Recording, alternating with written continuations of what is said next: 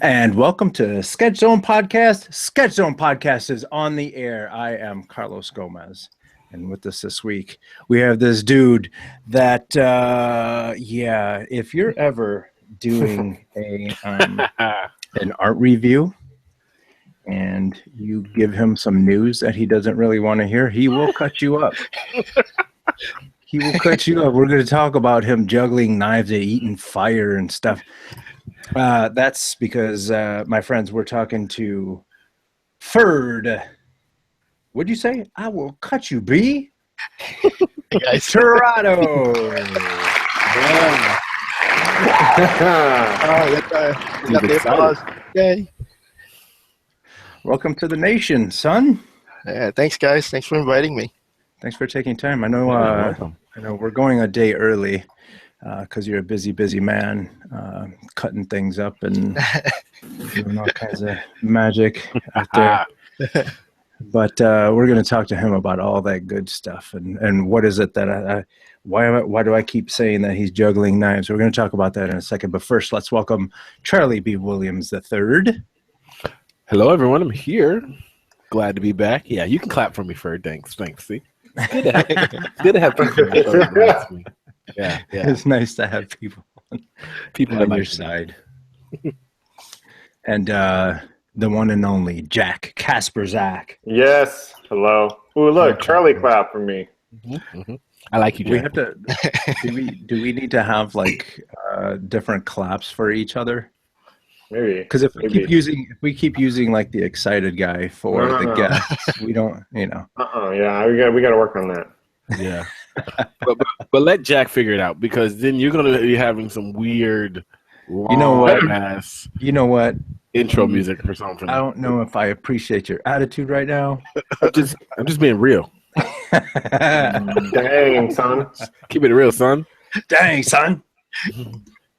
So I wanted to real quick. I got some things in the mail this morning. What? What Yeah. you Okay, getting you're now? always getting stuff in the mail. I Bills? don't get anything in the mail. It's because you're not on Kickstarter like this guy is. This wasn't even a Kickstarter. Really? Yeah. Let me Go open fund it me? up real quick. It was an GoFundMe. Indiegogo. It's the Patreon.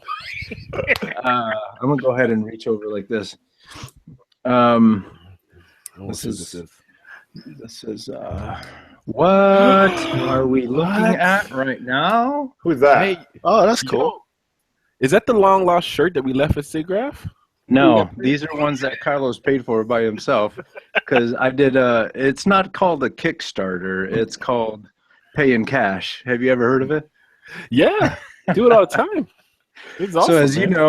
know, I'm getting ready to go down to CTN, and I wanted to represent.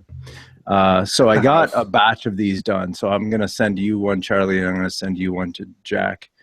Hey. I got Jack one. It's an extra medium. Good. It's medium. Good. Extra medium. That's what I need. It's medium. Oh, and then we also got like some stickers and some magnets. What? Nice, man. You going on up? Yeah, I like it. I want. I like it a lot. Yeah, I'll be sending you guys some stuff. Now you're gonna have to have a Kickstarter to pay off your credit card bill. That's a little bit of a true story right there. Hey, yo, My Visa just sent me a text message that said, "Yo, stop it." quit playing. Your card must have been stolen. yeah. He called immediately afterward. The credit card was like, "This is not a Kickstarter. What are you doing?" Yeah. Oh yeah, look, check this out. This is mine. Yeah. You got the hat. Yeah. Yeah. So I have to cover the coif. So where'd you go for these? These are nice. All over the place. I went to Sticker Mule. Shout out to Sticker Mule. Not that they gave me a deal or anything, but Sticker Mule makes really good stickers. I have some. Hang on, 1 second. Oh, More swag. more swag that we don't have yet. Can't wait though. We have to have traveling music like they did on. About to say, they Mr. give you Rogers' headphones Neighborhood. too? So no, I actually got these done. These are if you're listening on iTunes, I got some Robots and Aliens stickers done probably Classic. last year, right? Mm-hmm. And then they did such a good job. These are like super high quality, pretty affordable, that I got these sketched-on ones done. And then recently they started doing magnets. I grabbed a couple of magnets, or a couple hundred, I should say, magnets. Nice. So yeah, I'm gonna send you guys your own little pack of stickers. Ooh, Yeah, thank you. Share them with your friends. So I really am excited about the shirt. I think you can start you some funds because I want one. They sent me I an want a email. black They shirt, though. said, "Well, yo, when we're making Charlie's, we ran out of cotton. Yeah. Can you You know why? Because I'm amazing. You're a large man. And my chest mass is like that of like what The Rock is. So it's kind of custom fitting everything. Impressive. And the Rock, being the sissy that he is, doesn't even skateboard. He doesn't, because no coordination with those guys. Not every big guy can skateboard. Yeah. So there, I'm going to be sending you guys gifts because I love you, and you guys are always a lot of fun. Dude, I would love more. I would love more. So if you talk to me about where you get the shirt done, I would like to get like one in like black. I did the shirt. I think I went to, what is that? It was something Instaprint, is it, or something like that? Send me information and I'll buy some and then send it out to you guys, and we'll share the love that way. Then you can have a black one and don't feel bad about not having a black one. Black shirts matter. Well, I tried to make a black one, but the logo was acting goofy, and then I'm trying to get like some embroidery and stuff like that. So anyway, we'll figure it out. We'll figure it out. It'll be very cool. It'll be dope. It'll be a wonderful day when that happens. So Great. yeah, other than that, I wanted to bring up the fact that Wacom just announced a lot of their new stuffs, and basically, you guys know how I have the Cintiq Companion, Right? The mini version. I think they're improving on what they've learned from the Cintiq Companion, and they're rebranding it. It's not Companion anymore. It's called Mobile Studio Pro. Yeah. And they have a couple devices. Have you guys heard of this yet? Yeah. Think of the Companion, but the next level. So they have two flavors. They have a 13-inch model and a 16-inch model. And the form factor is now thinner and has a lot more buttons on the side. And not only that, but they redid the pen.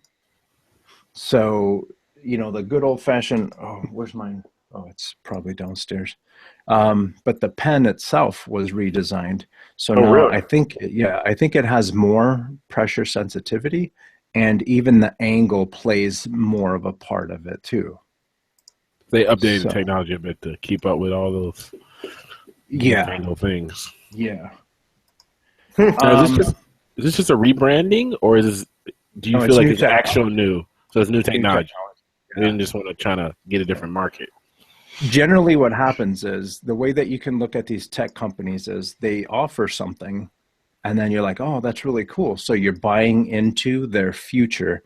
So then, when they released the Companion, they learned a lot from that, and then they released the Companion 2. And then they learned a lot from that, and now they've rebranded everything. Yeah. I don't know. I think maybe what they want to do is there's probably a little bit of a confusion when it comes to when you say, this is my Cintiq versus this is my Cintiq Companion. Right. And so I think they wanted that clear line. So then your Cintiq is going to be the desktop version, and then the Companion, or actually now the Mobile Studio Pro, is going to be what takes over for the Companion. So are they really, because I know you've read into this a lot, so I'll ask you this. Are they really telling the consumer that, hey, use this mobile studio because when you're on the go, on the train, at the park, or is it more of a smaller version of your actual Cintiq? So if you don't want the big, huge version, is it still viable on the desktop, with your computer, or they're really saying, yo, this is not connected to a computer ever, or, what I'm saying? Is it really trying to be mobile? Can you use it as a slave monitor versus just or is it like a laptop, their version of the laptop where you could have it at docked at your desk, or hey, cool, go on, you can take it with you, it's small enough to put in your book bag, and I think you can connect it to the like a screen, desktop. to your desktop. You can connect the screen to a desktop, but that's not anything that they're really pushing. One of the things that they are pushing, though, and this is pretty badass, they have a 3D camera on this thing. What do you mean? Tablet? What do you mean? Yeah. Let me read it to you. Let me read it to you so I don't get it. It says 3D ready. Wacom Mobile Studio Pro is ready-made for 3D. It's available with powerful Intel processors, memory and storage configurations, and the Wacom Mobile Pro 16 even offers high-performance NVIDIA Quattro Pro graphics plus where's the... Okay. Include built-in Intel RealSense camera and scanning software. Perfect for product designers, CAD engineers, and 3D sculptors who want to capture real-world objects to start their creative process. Okay, so I know about the RealSense. I worked on a project with Intel last year with RealSense. So the RealSense camera itself it's like a updated version of the Kinect. So if you've used the Kinect before out there, you've used a version. This is Intel's version of their answer to the Kinect, and it goes on the top of your computer. I have one at work. So RealSense uses depth, and it sees things by depth. So it doesn't care about light or anything like that. So you can use a RealSense camera to like do 3D scanning of objects and stuff like that. A lot of stuff is written into their SDK where you can do a lot of good stuff. So I'm assuming that they've worked with Intel, and Intel's really been pushing this RealSense camera for about the last 2 years now.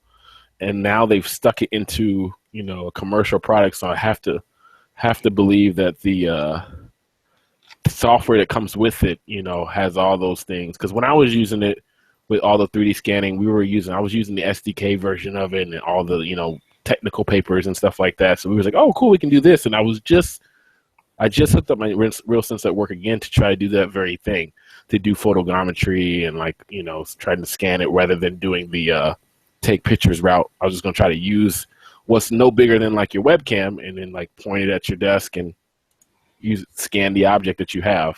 And it'll give you a rough scan using depth. It's like I like to call it a super version of what Microsoft did with their Kinect. So that's pretty cool. They put that in there. Yeah. So let's people out there might be like, that doesn't make sense. Why would I even care? Imagine walking through, whether it be a store or the park or anywhere, and you walk up and you're like, hey, that would be a really cool base for a model that I might want to do. You walk up, you scan it with your mobile, what is it called? Mobile Studio Pro, and you scan it, and then the 3D model will be there, and then you can export that probably to, say Maya or I want to say Mudbox, but that's not ZBrush. Yeah. Ferd, would you ever use anything like that? Probably not. I see. Right. I started from scratch, son. Only thing I would think cake from scratch. I think the only thing that would be cool with it would be maybe the texture side of things, with the photogrammetry stuff, because that's starting to pick up in game where you're scanning stuff. You can scan stuff and grab the texture information, maybe, but it's still kind of early. Not really. Like places like Battle. That actually. Right. So like Battlefield, the new Battlefield 1 that's coming out, photogrammetry is used all in that. If you've seen that, some of the other major titles coming out this year, because like you can't beat super raw photo, and if you have a model to scan with it, you can probably grab that texture information, grab that normal information, and kick it out to some more. So maybe. So now the question is, with that camera there and it's available, there's got to be some software that's going to eventually use that technology, no? Right. Yeah, for sure. It's only going to get better. Because there's software now that uses it now. So you can get like Reality Capture as a program. You can get Aegis Photo Scan is another one that has those formats that'll be able to read it. Those are some of the top two big ones. There's even open source ones that you can find that are they're really good. They'll read that certain format. You know, the whole photogrammetry thing is pretty interesting. You know, if you're using the whole camera route, you take like 100 pictures of your water bottle, if you will, and then those programs calculate the pictures and create a point cloud, and then from that point cloud, it then generates a mesh off of that. So, and the depth thing could be cool because you're actually scanning it. You know, if they have this software, Intel, they have their software working really good. You can scan it. It's like really nice. It's like a poor man's scanner. So I don't know, Jack, have you ever used those hand scanners? Yeah. Oh yeah. Back at work, right? You know, those things are expensive though. It's like this is gonna be like a new way to steal stuff. You can just like scan anything, and it's like Mine. People have whole portfolios, just really nice. Yeah, I mean, it's just like random stuff that they find. Like this car part, I'm just gonna scan that. I'm gonna go to the store and scan that. Oh, somebody else's sculpture from the Louvre. I'm gonna scan that. And then be like, I recreated this from scratch. Like you're gonna totally see people like in museums just like walking around in circles around. There's gonna be signs. No scanning. Yeah, no scanning, no photography, no scanning. Let's talk about that for a second, because I don't know if you guys ever heard. There's this country song where the guy was working at, I think it was a Chevy plant, and every day he would steal one part, whether it's one screw, one gear, one part every day. And at the end of however long it took, at the end of the song, he had a brand new Chevy with all these parts that he stole. Yes, sir. That's a plan. He was scanning one tire. I'm gonna get that BMW one day. I'm just gonna print it myself, 3D print it, scan out the parts. I mean, theoretically. Yeah, I guess you could, huh? Hey, so this Mobile Studio Pro, it's called. Is that currently being used in the industry now? Or is it a pretty new device? It's new. They just announced it yesterday. I don't even know if it's available right now. I see. You keep on top of this, huh? Like the new devices and tools that they release. Dude, I got a problem. I got issues, dude. he keeps on top so he can buy it. I would have had one if it That's was cool. on Kickstarter. yeah, exactly. Got to get that new version of Cintiq. Speaking of Kickstarter, Chuck. What? It's okay, Jack. What happened? What do you got? What's going on? Charlie got bit by the bug. Uh-oh. Yeah, but it's very rare that I get bit by this bug because I am somewhat a Kickstarter snob. Yeah. So, with that said, an artist by the name of Mel Milton, he is known for making beautiful pictures of girls, and that's like his signature, right? Some artists are good at, you know, environments and making cool houses. Milton's good at making beautiful young ladies. Why is my picture showing up? I know, because I'm failing at You are failing right now. share screen right now, which I thought I had up, but I'll fix it. Give me a second. Talk amongst yourselves. Do you remember that one time we let Charlie share his screen? It won't do it. Whatever. We're going to do the getaway. All right. Here it is. So this is called Dukes. And Volume 1. Oh, you guys Jack get is that one awesome. again. You guys actually have a library of all these different sound effects and stuff. We don't know how many sound effects Jack has because he does a good job of hiding his library. But Speaking of which, he seems to have one for everything. Hey Jack, get the yeah, I know. hotline ready. Before we get way too far, go ahead during the show. Use the Sketch Zone hotline to ask questions. You can leave questions for Ferd, Charlie, Jack, or even Carlos. If you used Sketch Zone hotline, that's 408 Sketch 8. That's 408-753-8248. International callers, please use 011-408-753-8248. 8248. You got international callers? So Dukes, yeah, we had to, because people like Dave Atsy, they're like, I've been trying to send you questions. I like turtles. Yeah. I bet. Oh man, that's awesome. All right. So Mel Milton, Dukes. Yeah. So he had a Kickstarter. It was very successful. He raised over $37,999, and 788 people backed his work. So it's pretty cool. But like, just real quick, just to show you, like his style is completely awesome, right? Like I love, it's like got variety. It's got sketches. It's got fully rendered pieces in it, and he signed it personally for everyone. So I don't know how many books he had to. Well, 788, I guess.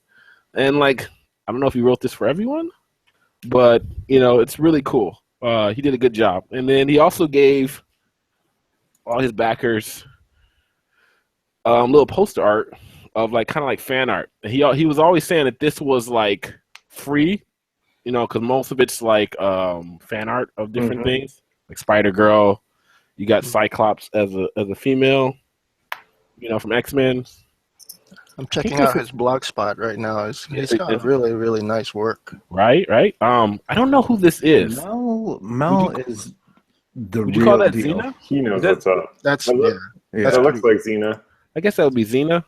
And then this one's a video game inspired one from Riot Games, League of Legends. So this is one of their characters, Jinx. But really good. If you knew these characters, they're pretty spot on if you tried to do the characters.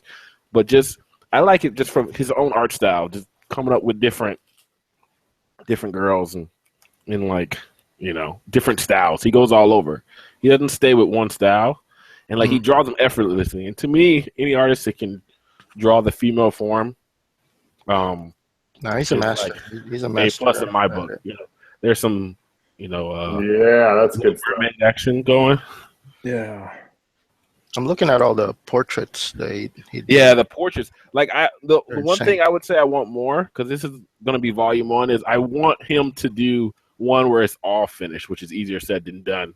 Because like there's a couple of them here where he actually like renders them and it's like fully finished. They're very photographic in nature, like portrait in terms of how the portraits.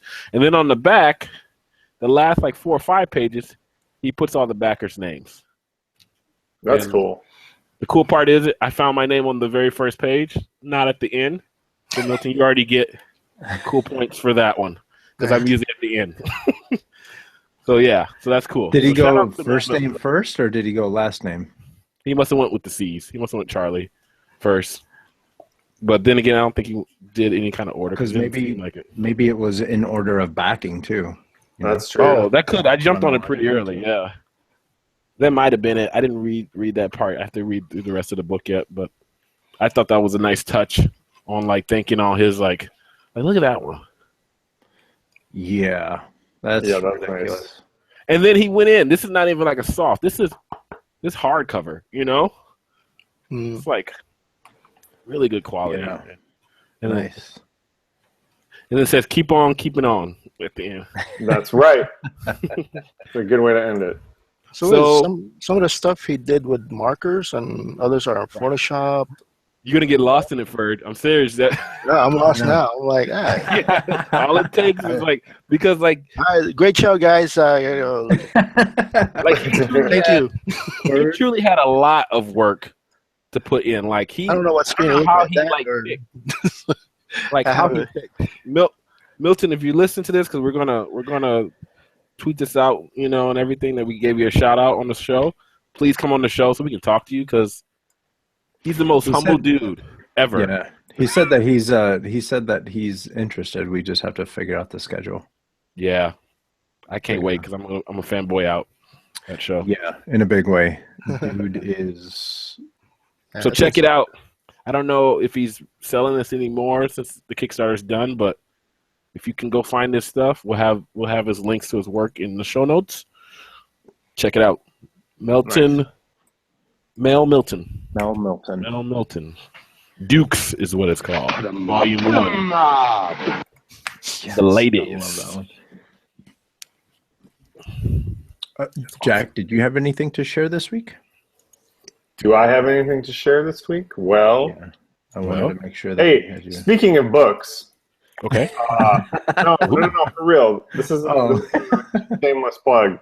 Speaking of books, a show favorite, the Gorillas, they're teasing their new album by releasing a book.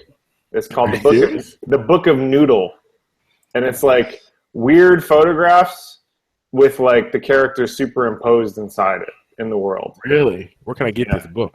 It's not out yet, but I follow the main artist on Instagram, and they've slowly but surely been, or he's slowly but surely been dropping little, little gorillas drawings and stuff, and everyone's like, "What's going on? What's going on?"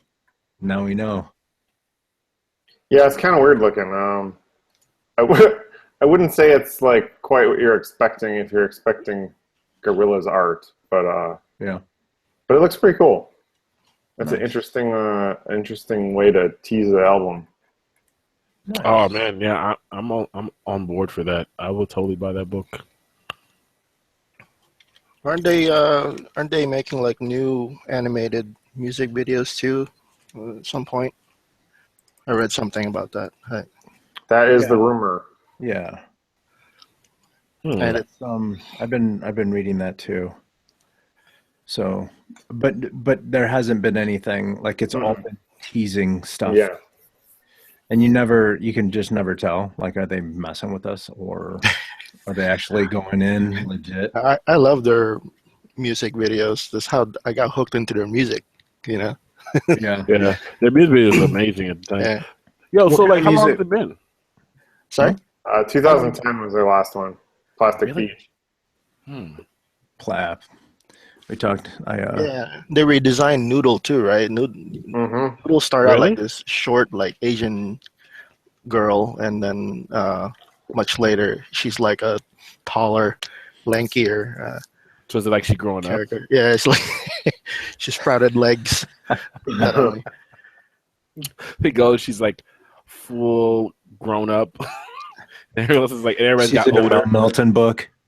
Yeah, they probably figured like they want to show her like dancing marks. There was, I forget what song it was. It was a 3D animated, and she's dancing to the music. Nice. Can't really, it's very hard to do if you got short legs, right? So. right. Yeah, there you go. Thinking like an animator over here. Yeah. So yeah, that's cool. I've always dug their work. That'd be kind of cool too, because if you make her older, right? If you made her older, then you could introduce some cool female vocalists for the album or whatever for her older form, and it can be like add a new layer to the already cool sound they create, Yeah. Ferd, what kind of music do you listen to when you're working? I listen to old school music. Well, old school like 80s. I was gonna say like Al Green, like yeah, some Al Green, some Temptations, some what do you call it? Madonna. I listen to everything, man. Like whatever, Yeah, I listen to Madonna. I listen to and 90s music. Yeah, nice, 90s music as well. Okay. Tracy Chapman, New Edition. There it is. Spice Girls. New Edition is So good. So how did you? We all know that you're an animator, and we're going to get to where you are today. But I wanted to find out how you got into the arts in the first place. Okay. Well, I guess I've always liked drawing. I guess I thought when I was in high school I was gonna be an architect, and turned out you need to be good in math to be an architect. So scratch that. But I still wanted to do something in art. I took an architecture class in high school, and I was more drawn to like when we do like render drawings as opposed to floor plans and stuff like that. So I still wanted to do something in art, and I thought I like comic books too, so I thought I'd get into learn how to do comic books. So that's what I went to school for. But then what school did you go to? It's just I don't know if you guys have heard of it. It's called the Joe Kubert School of Graphic Art. I have. It's a classic. That's in New Jersey, and I originally went in for the program's called I think narrative art. It's called, and I didn't know there was an animation portion as well. That when you go to your second year, you can take an animation class. So I think halfway through the year, my first year, I went from wanting to do comic books to doing animation. And that's been my focus since then. But it was there was no computer animation. It was all hand drawn, traditional. Yeah. So lots of life drawing and drawing people in the street and that kind of stuff, and then learning different ways to different styles of animations. I guess there's just more than one style, right? The common Disney style, and then there's a bunch of other methods like Ralph Bakshi's style of animating. Looney Tunes, obviously, right there. Right. So, yeah. Bomb. But I didn't really get exposed to 3D animation until I started working, which is kind of funny. Really? Yeah, I went to school for like 3 years to learn how to draw for animation. And then like not my first job, but my second job was all in the computer. And I was a complete computer dumbass. Didn't know how to.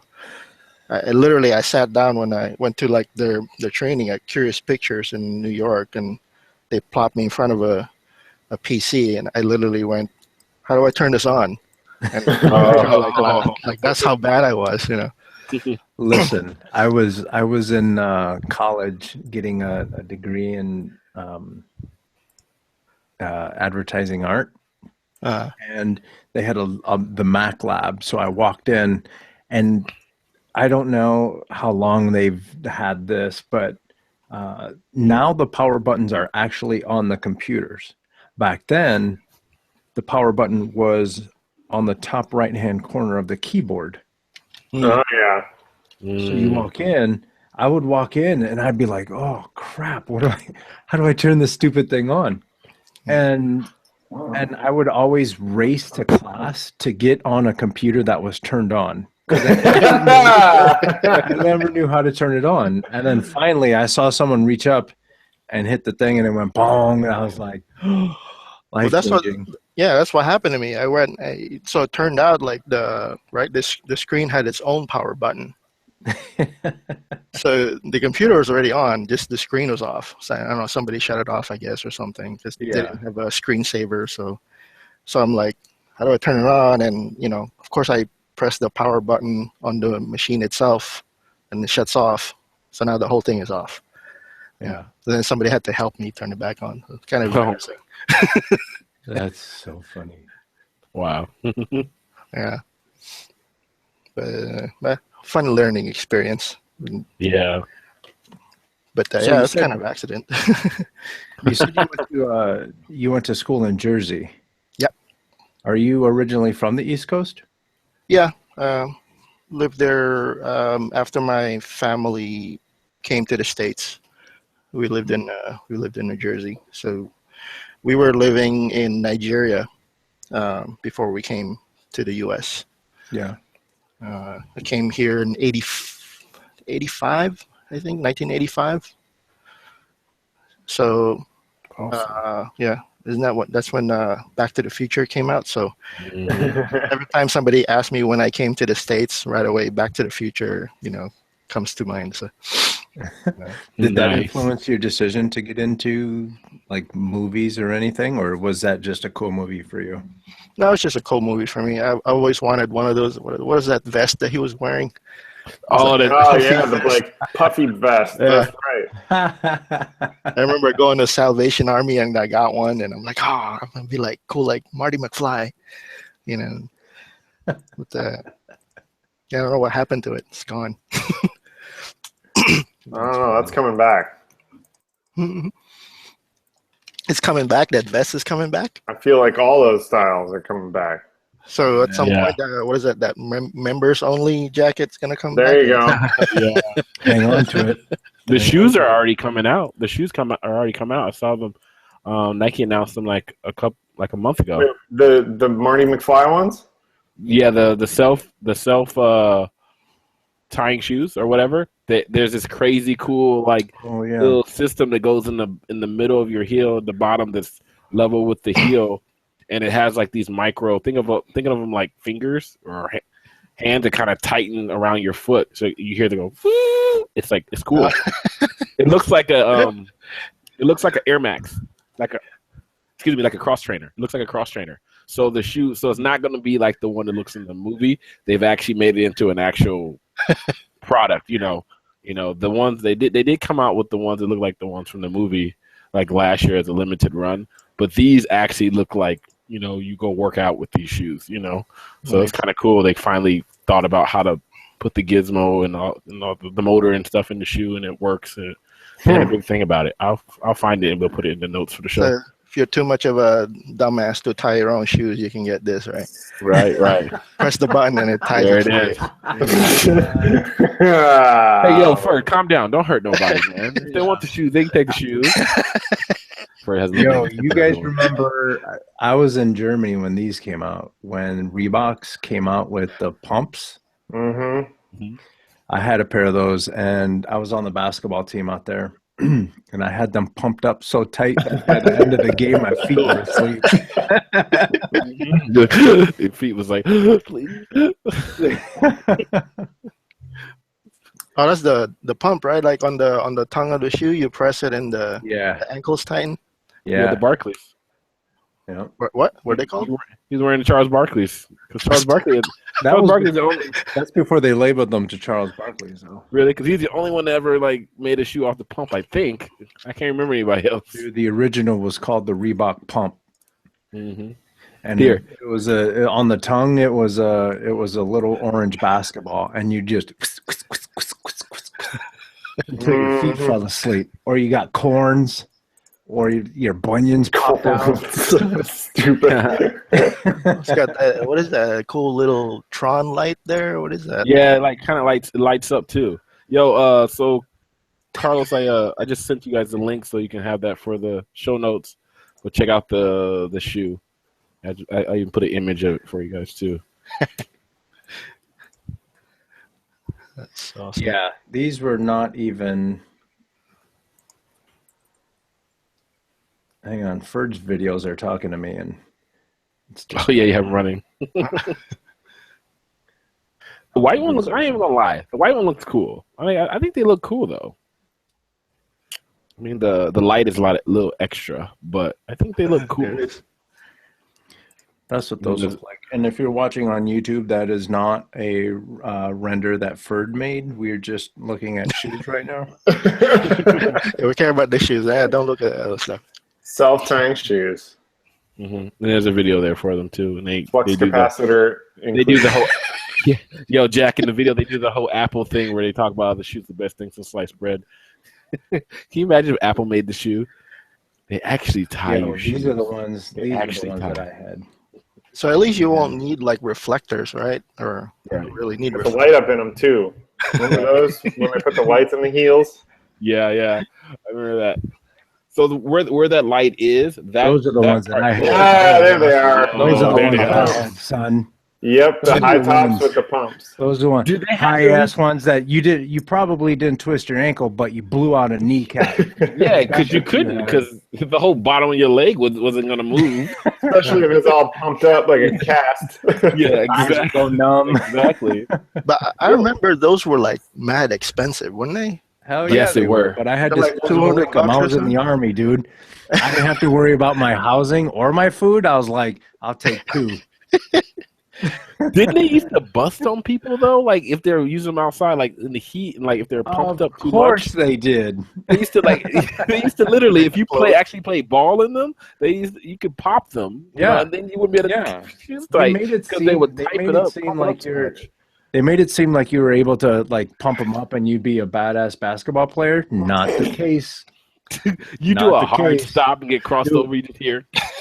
I bet you more people hurt themselves with them shoes on than like imagine playing basketball with two casts on your ankles.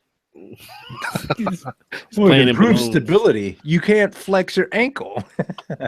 Dude, just imagine though, like some 6'5", almost 300-pound dude, like, go up and come down after a hard dunk, and there he's pumped up. Something's got to give. No. Shoes just be loose for the rest of the game. Yeah, when People start playing. when those come out, like they're like in the 90s, right? Like early 90s. Late 80s, early 90s. Late Yeah. 80s, yeah. Those must have came out. Those blue and white ones that I just showed must have came out. Must have been in 1990, probably 91. Yeah. Yeah, because I just remember like if in high school, you just see a crowd of guys gathered around somebody, and it turned out they just got a new pair of whatever shoes, and it's one of those or Air Jordans or whatever. And they're just going nuts over it, and I'm just Dude, like, there's pictures of me with my brand new Jordans and the matching exercise suit. Matching exercise suit. Yeah, the tracksuit. like the tracksuit, the warm up suit, right? No. If you had the aqua and purple Jordans, you had to go get the aqua and purple suit. You didn't have to get the aqua and purple suit. You didn't have to, but then you'd be a punk. Oh man. Those tracksuits aren't there like what the mafia henchmen like to wear? No, those are Adidas. Yeah, if you want to be Right. racist. That's God, the Adidas. That's the Adidas.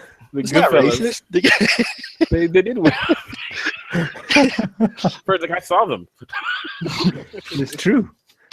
They told me it would be unfortunate if something happened to my window.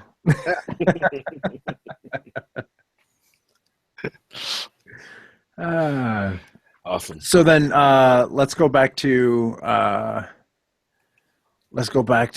was it? Like how old were you when you made it to Jersey? How old? I would be, what was I? I guess 11? 11? Like 10? What 11? was that transition like as a kid? Going from overseas, you're coming to Jersey. You see all these tracksuits and I didn't see any tracksuits when I came, but it was like sensory overload for me because you gotta realize Nigeria at that time is not as modern as they are now. It was pretty kind of what you consider a third world country. I mean, we had we lived there for 3 years, so it's 3 years of no television, no radio. I read a lot. Yeah. That was my main source of entertainment and sketching on books, and that's what I was going to ask you. Where, as a kid in Nigeria with barely any exposure to kind of anything really, where were you finding your motivation or inspiration? From Well, I guess from everywhere, because again, it's like I lived where I lived. I lived in a town called Bernin Kebi, and it's a small town out in almost like the middle of nowhere at the time. I'm pretty sure it's a big city now, but you have like wild animals outside. You will see. And we're not talking like drunk college girls. We're talking like leopards and. No, well, not leopards. I mean, like if you are traveling from one town to another, you're likely to see a giraffe crossing the highway, that kind of stuff. There are vultures flying around above, so usually when they're circling, there's a dead animal somewhere. Something just happened. Something just went down. And that's and sometimes I would go towards there to see what just died. So First goes toward the danger. Let's see. We got to see this. Well, it's over. It's already dead, right? So I'm just going to confirm. And then I'm gonna go home and draw something about it. So. Nice. Yeah. Cool. No, it was cool. Yeah, there's a lot of cool stuff out there, and there are other kids that I played with. A lot of foreign kids actually. I learned a little bit of Hausa, the common language there. Of course, I don't remember any of it now. So, so you don't use it on a daily basis? Not anymore. No, I don't really run into a lot of Hausa unless Charlie's Hausa. Maybe I could practice. Come on over. Yeah. Or if you're listening to Hausa music. How's the music? How's it going there? How's he doing? Well, I watch House of Cards. Yes. Or House of the Doctor show. Have you ever seen that one? So Ferd, what's your background then? Are you part Nigerian or are you No. different? Yeah, No, just Filipino. Like I'm an Italian from Jersey. Exactly. And I wear tracksuits. So then. So you're Filipino. How did your parents get to Nigeria? Because I'm sure it's before you can remember when they moved there, but Right. Well, my dad was part of like a teachers exchange program. Right. Oh, cool. Oh, So cool. Okay. yeah, at the time, there's a real shortage of educators in Nigeria, and my dad was he was a college professor at LaSalle University in the Philippines, and he got the offer basically to go there and teach. So I didn't know, but apparently my dad always had plans to come to the States. Okay. And when somebody they offered him to basically go to teach in Africa, like with twice the salary he's already making, right? He thought, this is a perfect time, perfect opportunity to basically, save up. Yeah. Mm-hmm. Yeah. So he was there. He's there for I think he was there 2 years, and then he sent for us. So we joined him 2 years later, and then after that, we lived there for another 3 years. And then said it quick. Yeah, he said it quick. Kudos to your dad because he had a plan to get you guys to the stateside. So he's like, all right, I need to. Yeah. And there's really not much. I mean, you get to save your money there because they provided the housing. Mm. So they housed all the teachers that they brought from overseas. And it's not like you're spending all your money on cable. Nope.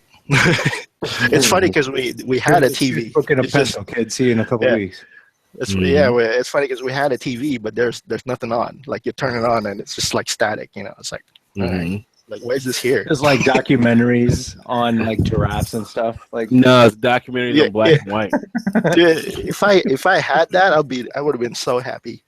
There's nothing at all. There's nothing. I mean, Baby Ferd is like, man, I could walk outside and see that right now. Just follow the vultures. Oh, it is outside. What the heck is going on? Oh, that's cool. Have you ever been to the Philippines then? Made it back that way? Yeah. Yeah, but I visited for the first time in like over 30 years. Like 4 years ago, I visited. Nice. And do you speak the language?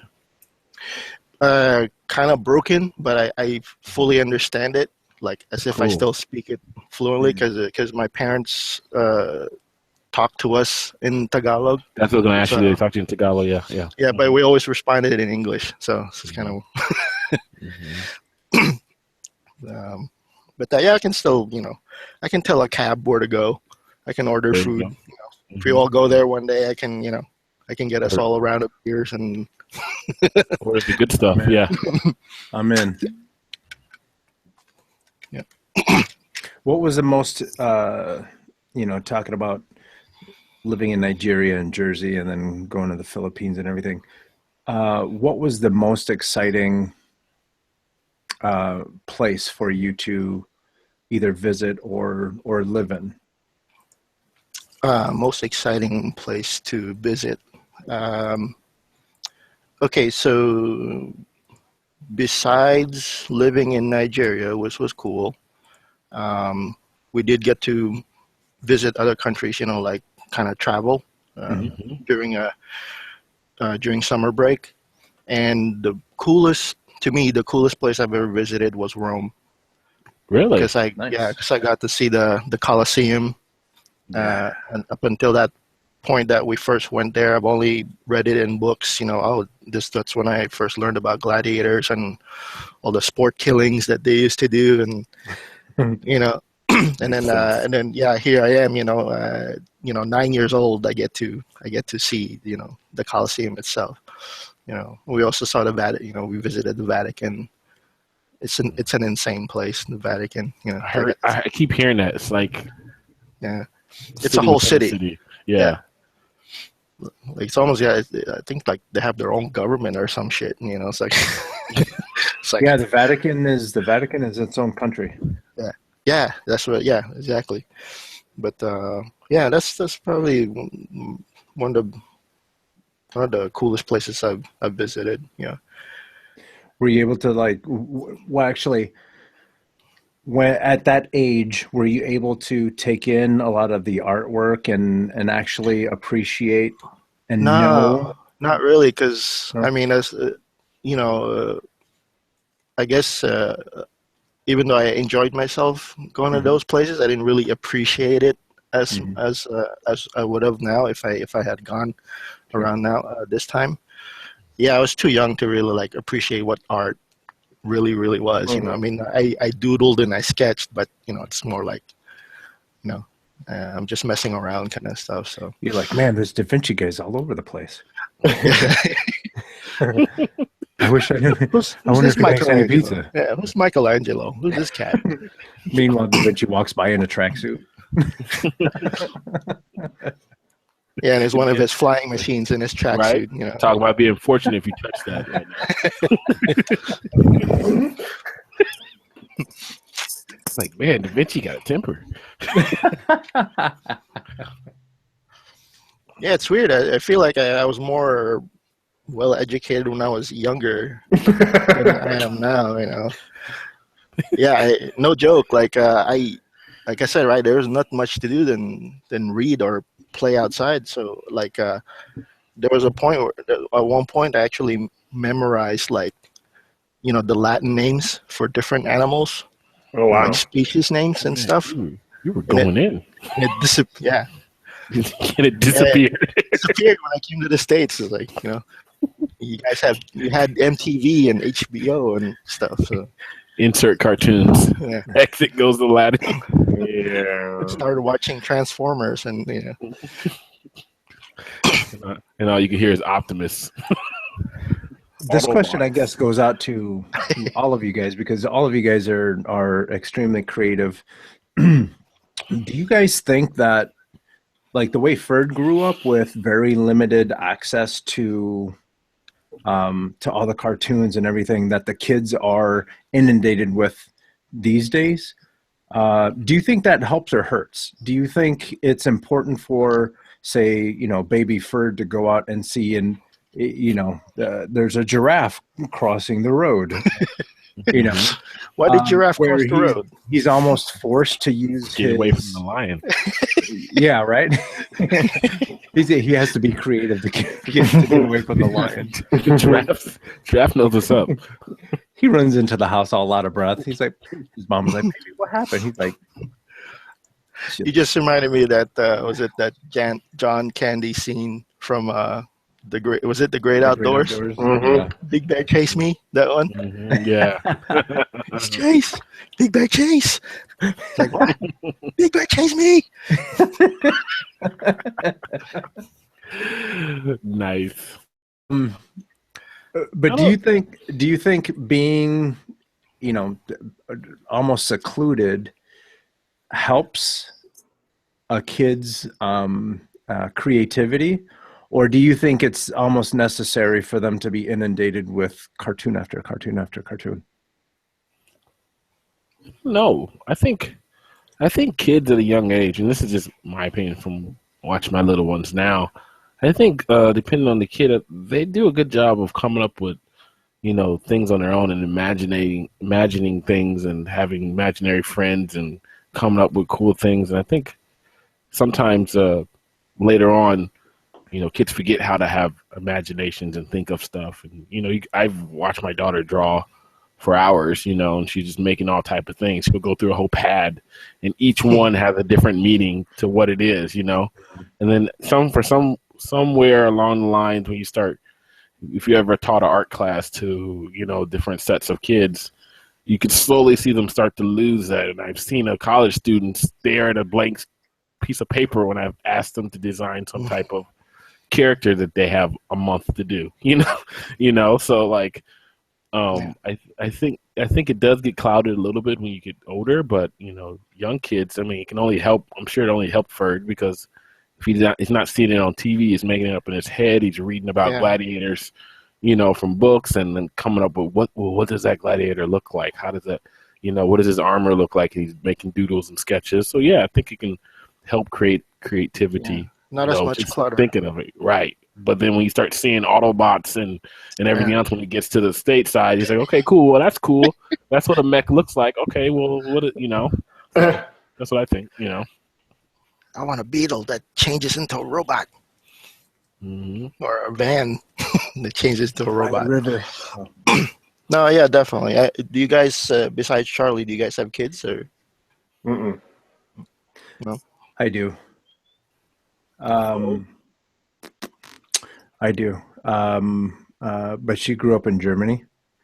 Okay. Yeah. So I was able to see like bits and pieces of her growth. But I have a bunch of nieces and nephews, and for me, it's really fun to watch them investigate their creativity, right? And parents will tell you this all the time. I bought my kid a toy and he played with the box. Mm-hmm. Yeah. Right. And I think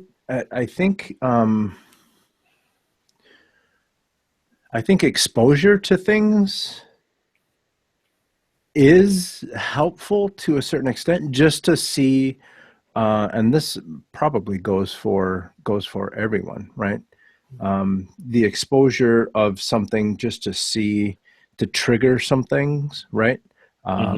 If you're brainstorming on something, the first thing we all do is go to Pinterest, right? And so, we're getting, we're building a dictionary of information, and then we can pick a path to go. But when you start relying on the information that you're seeing so much that you're not able to express your own creativity, you're basically just regurgitating what other people have already done. Yeah. I think that's that balance that you need to find, if you're drawing a giraffe, it's really good to go out and get reference material. But when you're copying other people's giraffes and your work looks exactly like someone else's, or even You know, I have a nephew. This was a while ago. Jack was actually with me when this happened. I was at my sister's house, and my nephew was sitting there drawing. I think he was drawing some Pokemon. And he couldn't quite get that line perfect to match perfectly with the line that he was looking at on his stickers or his card or whatever it was that he had. He started banging his fist on the table. He's like, "Oh my goodness, my goodness!" And he's like throwing a little bit of a tantrum, and I was like, "Yo, what's going on, kid? Like, it's not that serious." And he's like, "I just can't get this line here to look exactly like that line there, and all this stuff." And I'm like, "Well, number one, take a breath. Relax. You're just way too wound up, way too tight right now."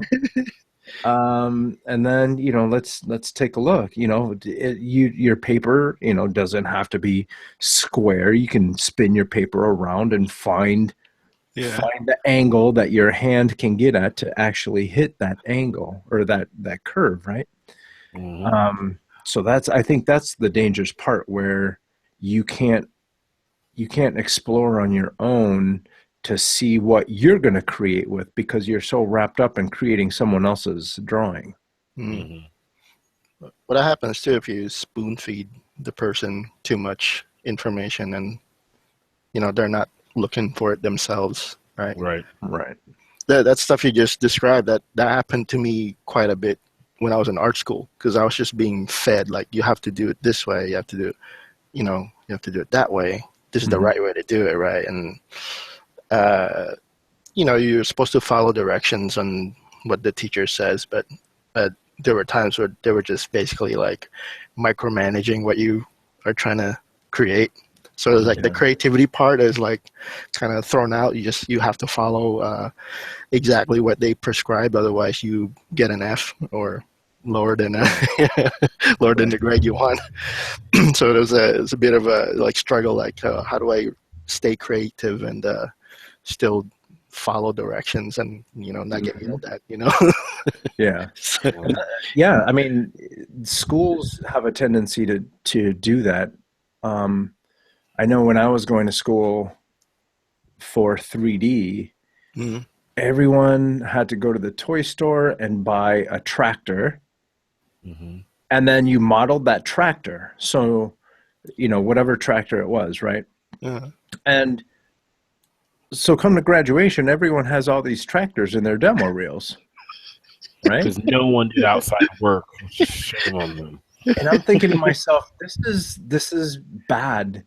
Not the exercise itself, but the fact that everyone had to have the same thing. I mean, everyone had tractors. There were different kinds of tractors, but everyone had a tractor. And so, you know, they were kind of, it was basically a thing that you had to have, right?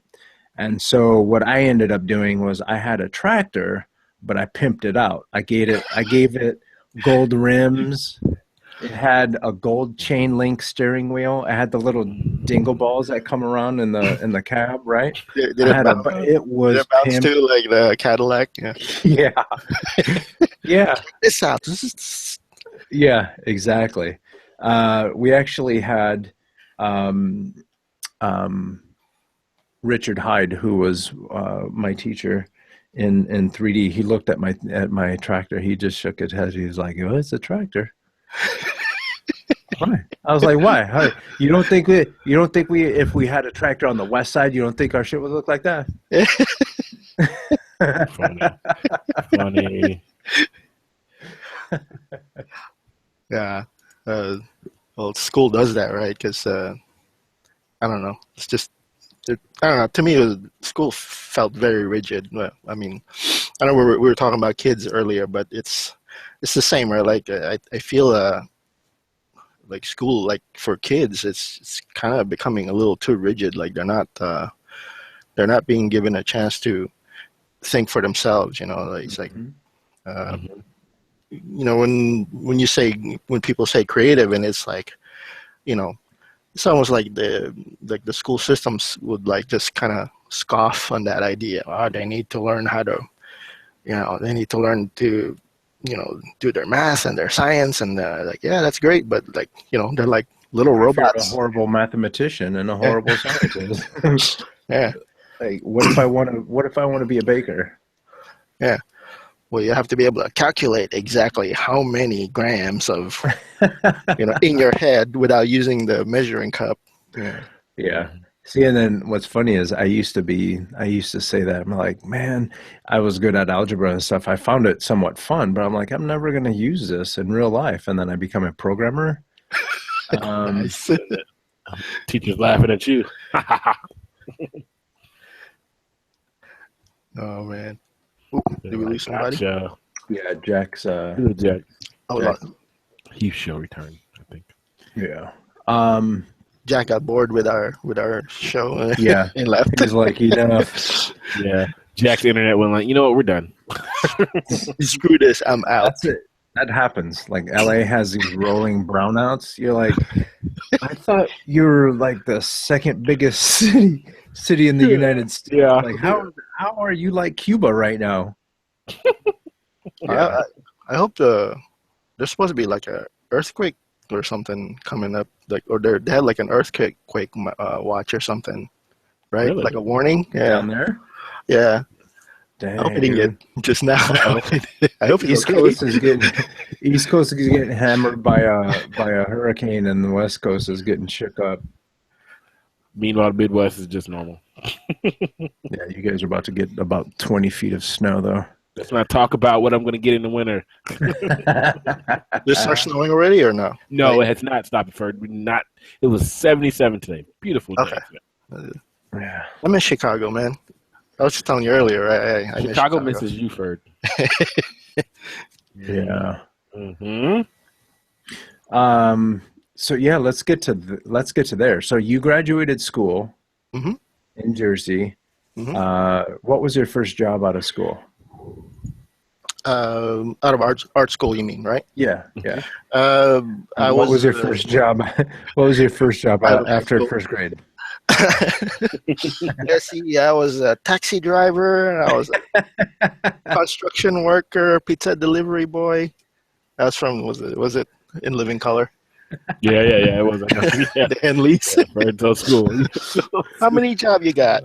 One job. Nah, after art school, well, it's funny because before I graduated, I was already kind of freelancing with another classmate at this small studio in nearby the school. It's called Hypnotics, and I was doing like character design and some animation, with dialogue and stuff like that. So, and it was all in 2D. It had to be hand drawn. And then let's see. And then after they laid me off, shortly after. Were you doing 2D or 3D at that time? That was 2D. Yeah, that was all okay. 2D. After that, I went to freelance, trying to get jobs as as a storyboard artist. Just to kind of get by, I guess. Yeah. I was just trying to, I'm getting my feet wet, so I'm trying to get whatever job I can, get. Mm-hmm. And that's how I got hooked up with Curious Pictures and started doing 3D. Oh, okay. So you guys, I don't know if you guys remember the short film Bingo. That was, yes. Right. Maya's first time to use Maya for Bingo. Bingo the clown. Oh, yes. Yeah. So that's. Oh that's, my gosh. So basically, ran over me. Yeah, exactly. And the beta team, the Maya beta team, was at Curious at the time. Yeah. So they were like training a bunch of people how to use Maya because it's a new. Gosh. Yeah, I got free training in 3D animation. Totally. My friend Tony, he was there at the time, and he called me and he's like, "Hey, yeah, you want to learn how to animate on a computer?" And I'm like, I don't even know how to use a computer, dude. He's like, well, they're doing free training. You want to, if you want to learn, you come over here at like, it's 5 o'clock. And they teach me how to turn on the computer? Did they not teach me that? This is awesome. I had to figure that out. I'm like, yeah, how does this thing come on? That is so awesome. Yeah, this but literally I watched in high school and got me into 3D. Literally watched this thing. Bingo did? No, this was after. This is not high school, actually. This was after. This was in college. Oh, but okay. Oh my gosh. Yeah, it's weird. I went there and they're like, okay, they led me down to the 3D area, and there's just a bunch of computers lined up. There's people sitting there. A lot of them were like 2D artists. Mm-hmm. So everybody was like basically training. And the cool part is basically they had this thing where, they're like, okay, if you can pick up this tool and like by the end of this week, you're basically hired to work on this this show, HBO show called A Little Curious. So like that's I think I came in like on a Tuesday, and at the end of the evening on Friday, they were like, can you be here on Monday at like 9:30 or some shit? And I said, yeah, sure. And I thought it was more training, but it turned out I was like hired. So it was very informal, They just kind of like, all right, we're gonna plop you in there. We're gonna have a team meeting real quick, and this is this is what we're working on, and and everything was happening so fast. I mean, I don't even recall negotiating a salary. I just accepted whatever they offered. I was just like, yes. This is crazy. I said yes for every opportunity. That was 98, Ferd. Yep. So yeah, I was still in high school when I finally watched that Bingo the Clown. Man, I'm 1998. Holy crap, I'm old. Oh man, I put the link for you, Carlos. So you can put it into the show notes for everybody. Watch that. That clown's face was on every Alias Maya box for like a good 5 years. Yep. It still held weight by the time I got to AI in Schaumburg. When I got to college at my art school I went to, that still held weight, and they were still showing that animation. The first couple years of my college career. But yeah, I was like, yeah, there it is.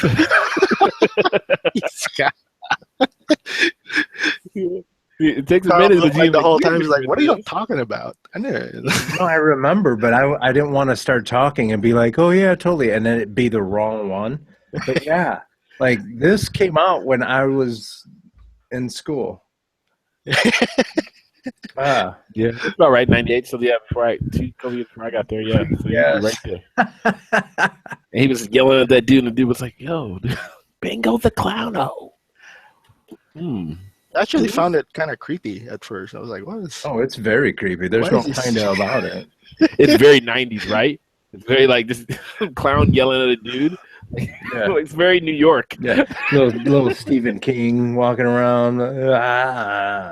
Okay. Yeah, it's everybody kind of looked graffiti-ish, like the big nose, very like cartoon character-ish. But it was weird because they had like realistic skin, so it was just a weird.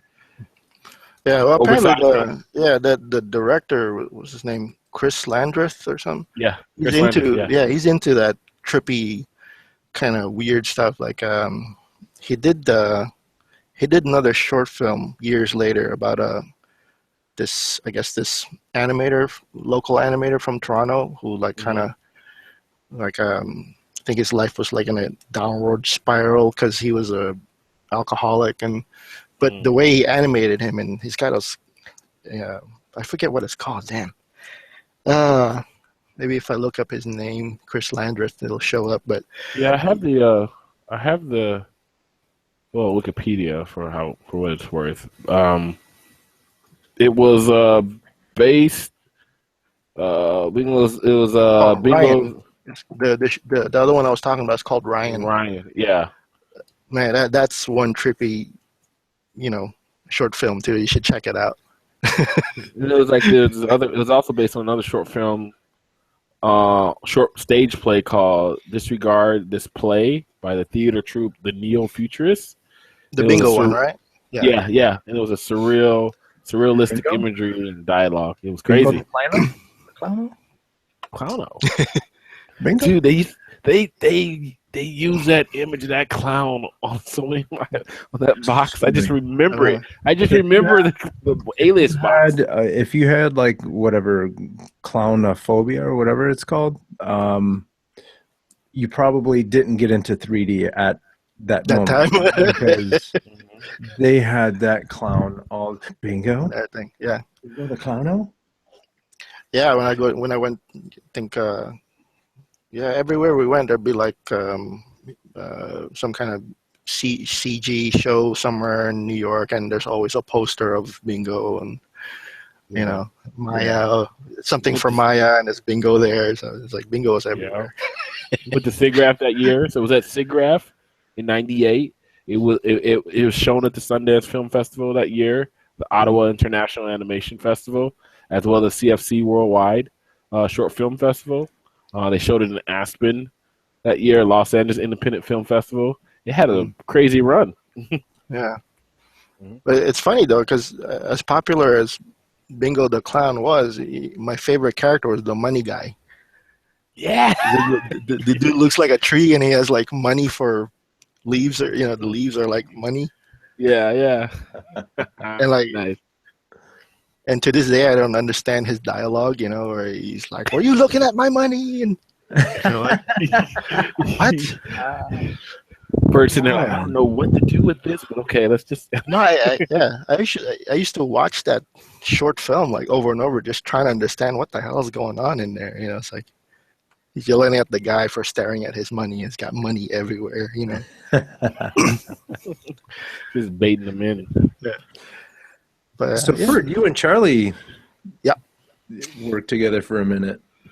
Yeah, you were. Hey, Charlie, did they bring you in when they were doing the Marvel game already, or was it Icon? I came in before that, so I came in tail end of Fight Night. Okay. On the environment team. So you weren't on Icon with us? No, I probably should have been. No, probably should have not. been. Like, no. You didn't miss nothing. Only black guy in the studio. They put me on what's up with that? The comic book one. We talked about that all the time. Because I would go by and be like, "Oh, that's Buffy the Body. You get the Marvel Heart." It's like, they're like, "Who?" I'm like, "Yeah, it's just." Yo, Charlie, we're working on a hip hop themed fighting game. You're like, "Cool, am I gonna be in it?" Nope. No, we're gonna put you. Being like the only brother in the whole studio, and you're like, yeah, no, you're gonna use something else. And the black guy is always the first one to die. When the whole cast is black, it's like, right? That was so bizarre. No, but it was cool. So I came to EA Chicago right after you guys got bought by and became EA, and I was on that first wave. So it was in 2005, the fall of 2005, going into 2006. Mm-hmm. And then stayed there for almost 2 years, and then moved on. But I was on Fight Night round 3. Yeah, that's the one with Oscar De La Hoya on the cover. So I learned about all my boxing knowledge. So it was like having what 4 like motion captured all years of like uncles giving you boxing knowledge. It was all in like a year's time. So at one point I could like rattle off all the different boxers and all the old school boxers and who they were, and I was jumping into conversation. So if you had Muhammad Ali and Mike Tyson, or whoever. So yeah. Weren't they gonna bring like some of the classic fighters in or something? Yeah. Did they at do one that? Point, yeah. They didn't do that, right? They had some of them. They had a mixture of whoever was hot right then, Okay. Because right back then, Hatton was still doing really good, and De La Hoya was the golden boy or whatever. And the only one they didn't put in was Mike. That back when Mike was a little too wild. They just didn't know if he was going to be good. When he was chewing people's ears off and shit. Right before that, they didn't know if he was going to like slap some girl in the face again, and then they had to pull the game from all the shelves because they wanted to put him. Remember, they wanted to put him on the cover.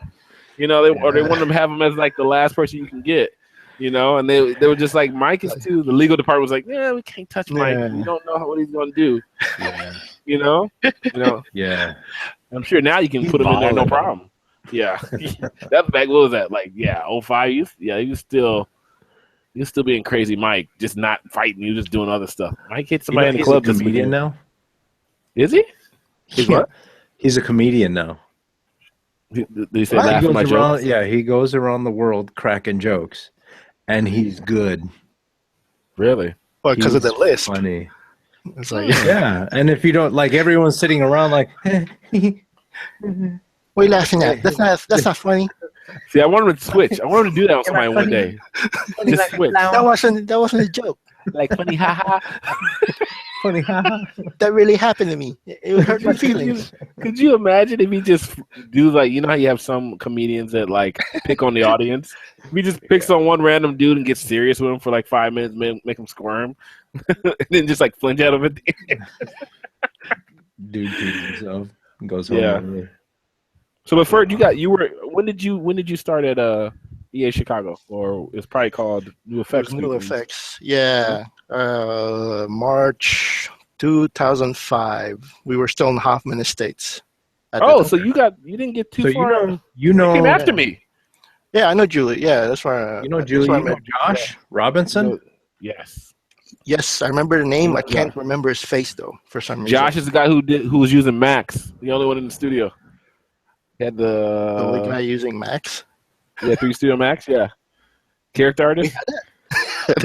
Exactly. You know, right? Josh had like the only copy. Yeah. So yeah. It's like March 2005. Yeah, that's where I met Julie, and then who else? Joel. You know? Yeah.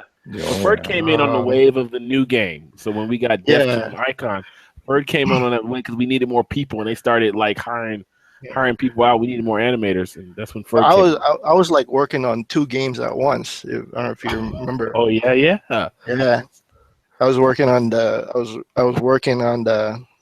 Fight Night for a bit. You helped that out, and simultaneously I was working on the early stages of Def Jam Icon. Like remember the X video? The X video. You know, that's all my work. Oh yeah, I remember. Yeah, so the X video guys back in the day, like you would have to make a beautiful animation or pre-rendered, which we called gameplay back in the day, which they still do that now, but they can't do it too much because people are a lot smarter and they get mad. Yeah. But they would do an animation and to be like a vertical slice of how good the game going to look. Right. Yeah. And then it would send that up the chain to EA. EA would be like, okay, cool. And then the marketing department would use that X video everywhere. It'd be on the front cover of promotional all the gaming magazines. And that's what people saw. So when people saw the video, they're like, oh, this is going to look nice. It looks so real. It looks good. Cool. That was it. And then you started playing the game and looked like a target. No, but the crazy part about it is what made EA Chicago so big is when they did Fight Night, it was a launch title for Xbox 360. And EA Chicago used photogrammetry, like we talked about earlier today. EA Chicago used photogrammetry way back in the day when it was like way harder to do. Yeah. So they would go to all these, famous Windy City boxing gym, and they would take pictures, and the environment artists would like have the painstaking task of like stitching that stuff together before they have all these cool programs to do it. They'd have to figure out how to do it and stitch it together. It was a big, huge, long process. But the end result was that, since they're basically photos on geometry, it looked good. So by the time they got to Def Jam, they were able to we got this. But cool. But yeah, that was so cool. And who did you control? So what was it was like Ludacris, right? Ludacris and some random character you guys made, right? Another, some random brother. Some black dude in all black. A black cop who's corrupt. And you're fighting at a gas station. Fighting at a gas station, Ryan Lockley style. Oh, Jesus. That's right. Ryan Lockley style. So yeah. But that back in the day though, Carlos, for those of us who we talk about music here sometimes, at that point, hip hop was overtaken by the South. So people like Ludacris and, obviously before that, Master P back in the day, they started putting the South on the map. Well, by the time it got to 05, like that's all you heard on the radio was Little John, Ludacris, all those dudes, and you still had all the twins, Yin Yang Twins, but you still had all the New York guys hold it down because basically New York was always, so you had your Fat Joes, you had your Big Puns, and like who else? Busta Rhymes was still going crazy at that point. It was so cool, even though I didn't get to work on that when I was working on the Marvel game, which was a comic book game at that time.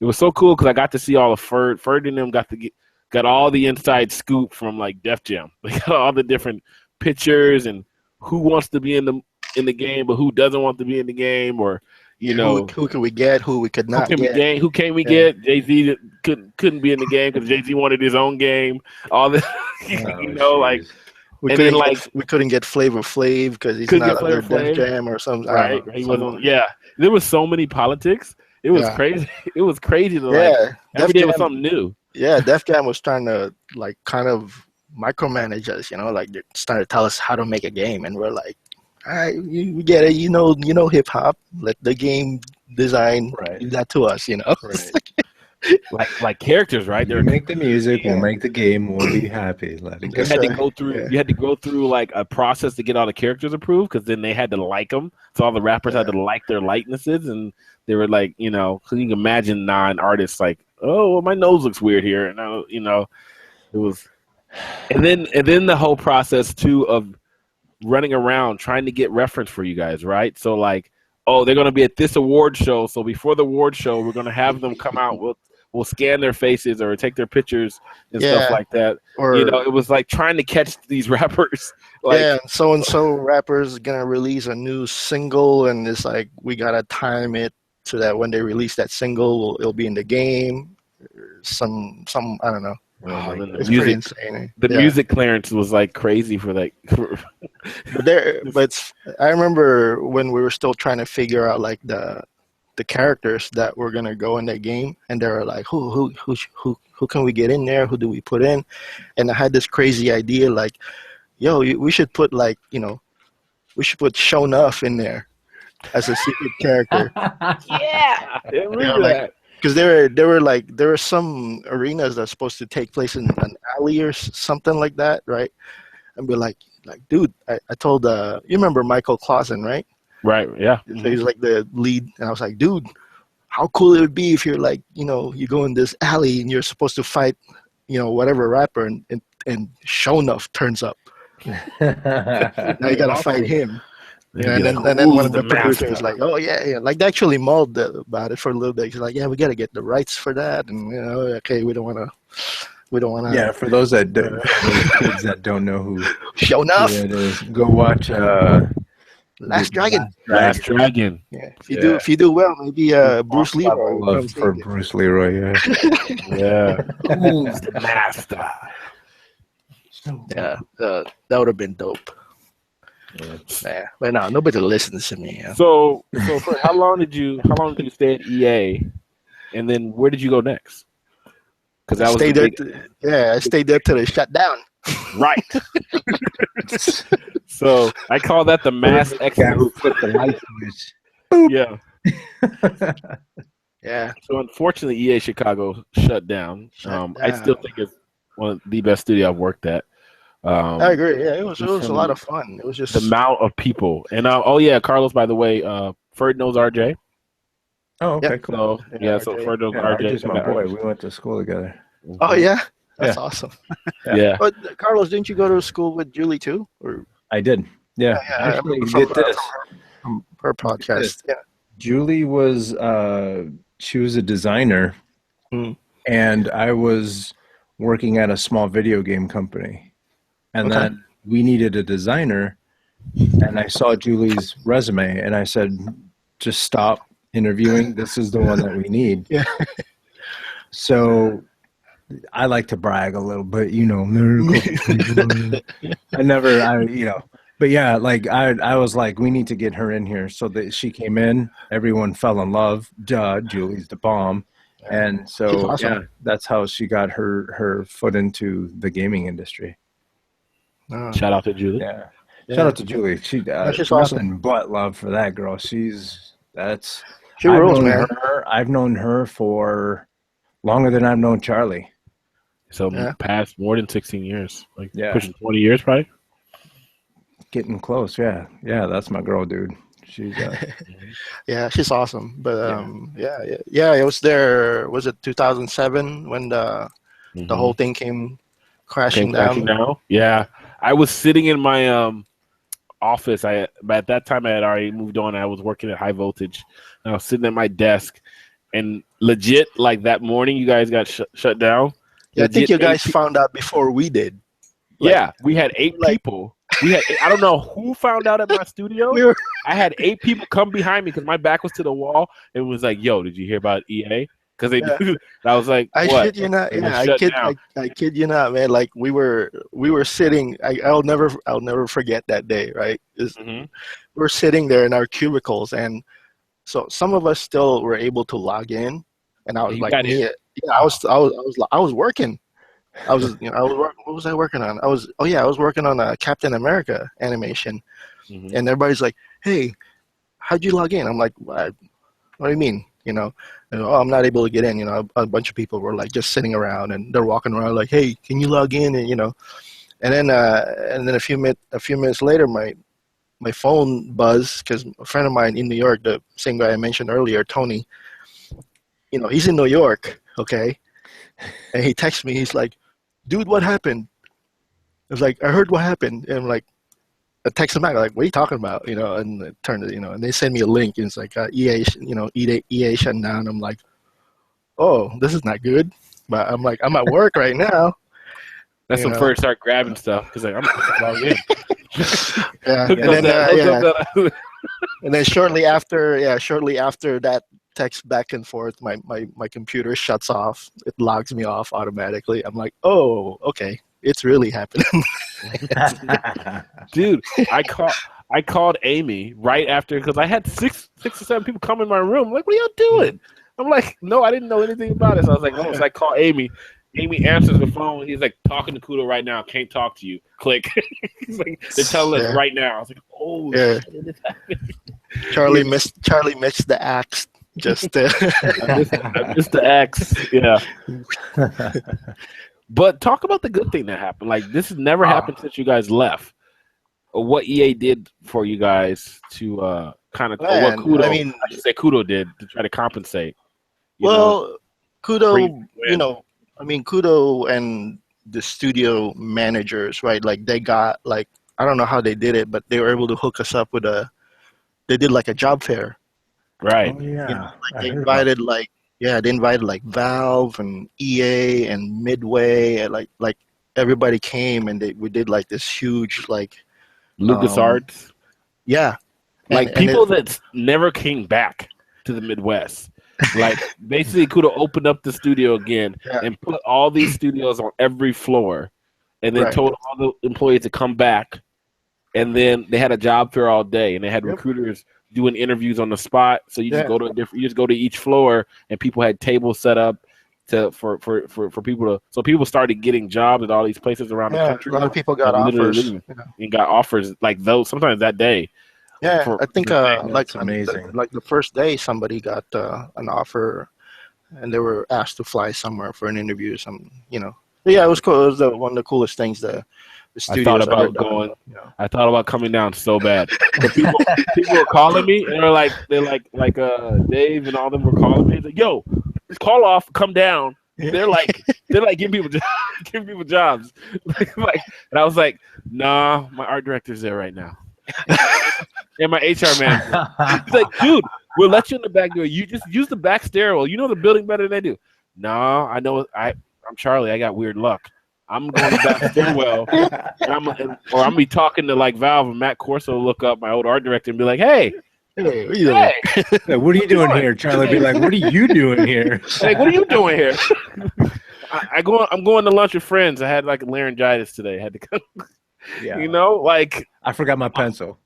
I forgot my hat. They left it on the 4th floor next to Valve. Because I know cool. that would have happened to me. But yeah, I thought that was so cool because they had events, Carlos. So they had other mixers like at House of Blues and all these other places. I was like, hey, Hope you guys. Yeah, come we back. couldn't. We couldn't actually fit everybody like other recruiters and stuff. Like, didn't they like rent out a bar, like Yeah. different bars, and they're like, okay, we're holding an event here. Just come over here. We'll have a drink and talk and leave your resume. It was really neat. SIGGRAPH. It felt like Yes. SIGGRAPH. Yeah. But in It felt like Chicago. the one I went to was an animation convention in Pasadena. It was like that too. It was like, just a bunch Yeah. of studios, and they're like, yeah, They drop off your and they stuff. weren't Let's playing talk. around either. Yeah. Yeah, it was really neat. That's one of the cool things, and the other cool thing is I met what's his name? God, what's his director's name? Mookie. Oh. I was so bad with names, dude. Spike Lee. Spike Lee. Yeah. I met Spike Lee. It's so weird because I worked on one of his movies called Bamboozled. Oh yeah. And I had to animate these, the blackface minstrels. Yeah. Oh. It's the most racist thing I've ever worked on, and it was for him. Yeah. And it's this character who has to do like a tap dance and he had like a fried chicken in one hand, and I know you look it up, you'll find it. And he was there at the studio, right? Did you? Oh no, you were gone already. Oh, gone. Came. Yeah. So he was at the studio and he's checking it out, and I was like, I was like, hey, are you Mr. Spike Lee? And he's like, yeah, man, he's a short dude, right? And I said that I worked on one of your films, Bamboozled. He's like, oh yeah, what'd you do on it? And I'm like, I'm one of the animators. He's like, you animated that guy with the fried chicken? And I'm like, yep, that's me. He just laughing. But that was a neat experience. Yeah, that was really cool. So after EA Chicago, where'd you go? I went to Midway. Well, no, first I freelanced. I went to New York to freelance. I had my old buddy. I'm mentioning his name for the third time, Tony. He got me my man. Shout out to Tony. Yeah, Tony Taptong. He's a director over there at a studio called Charlex, and he, after that, the big layoff, he's like, you want to come to New York really quick and, freelance. And I'm like, yeah, of course, right? And so I went out there, was there for like a month. And while I was over there, Midway was trying to get a hold of me because they said they want to interview me. So I interviewed I think I interviewed before I left for New York. Oh wow! Okay. And but then I was kind of like I heard stories about Midway, so I was kind of like not really that interested, and I figured they were gonna forget about me because I didn't stay I wasn't in touch all through the Christmas holiday. Right. And after I finished my gig in New York and came back, like come January, they're like, oh, are you back from New York? Because we still would like to talk to you. So I'm like, oh, okay. You're like, oh man. No, okay, so it turned out, actually, surprisingly, Midway turned out to be also one of the cooler studios I've ever worked at. Cool. It's not the studio; it's the people. The people I was working. Right, with the people there. Yeah. Really cool. Yeah, my manager was really cool, Justin. And is that the place that was right there on like Addison and California? Yeah, across from that hot dog. What was that hot dog place? Hot dogs. Hot dogs. That's it. Yeah, buddy. But he shut that. He's no longer there, right? Yeah, he's gone. Yeah, he shut it down last October. Yeah. That's so don't even go back to Midway. It's not worth it. They're not even in that building anymore. Yeah. Yeah, but yeah, it was a cool. Yeah, I was glad and fortunate that they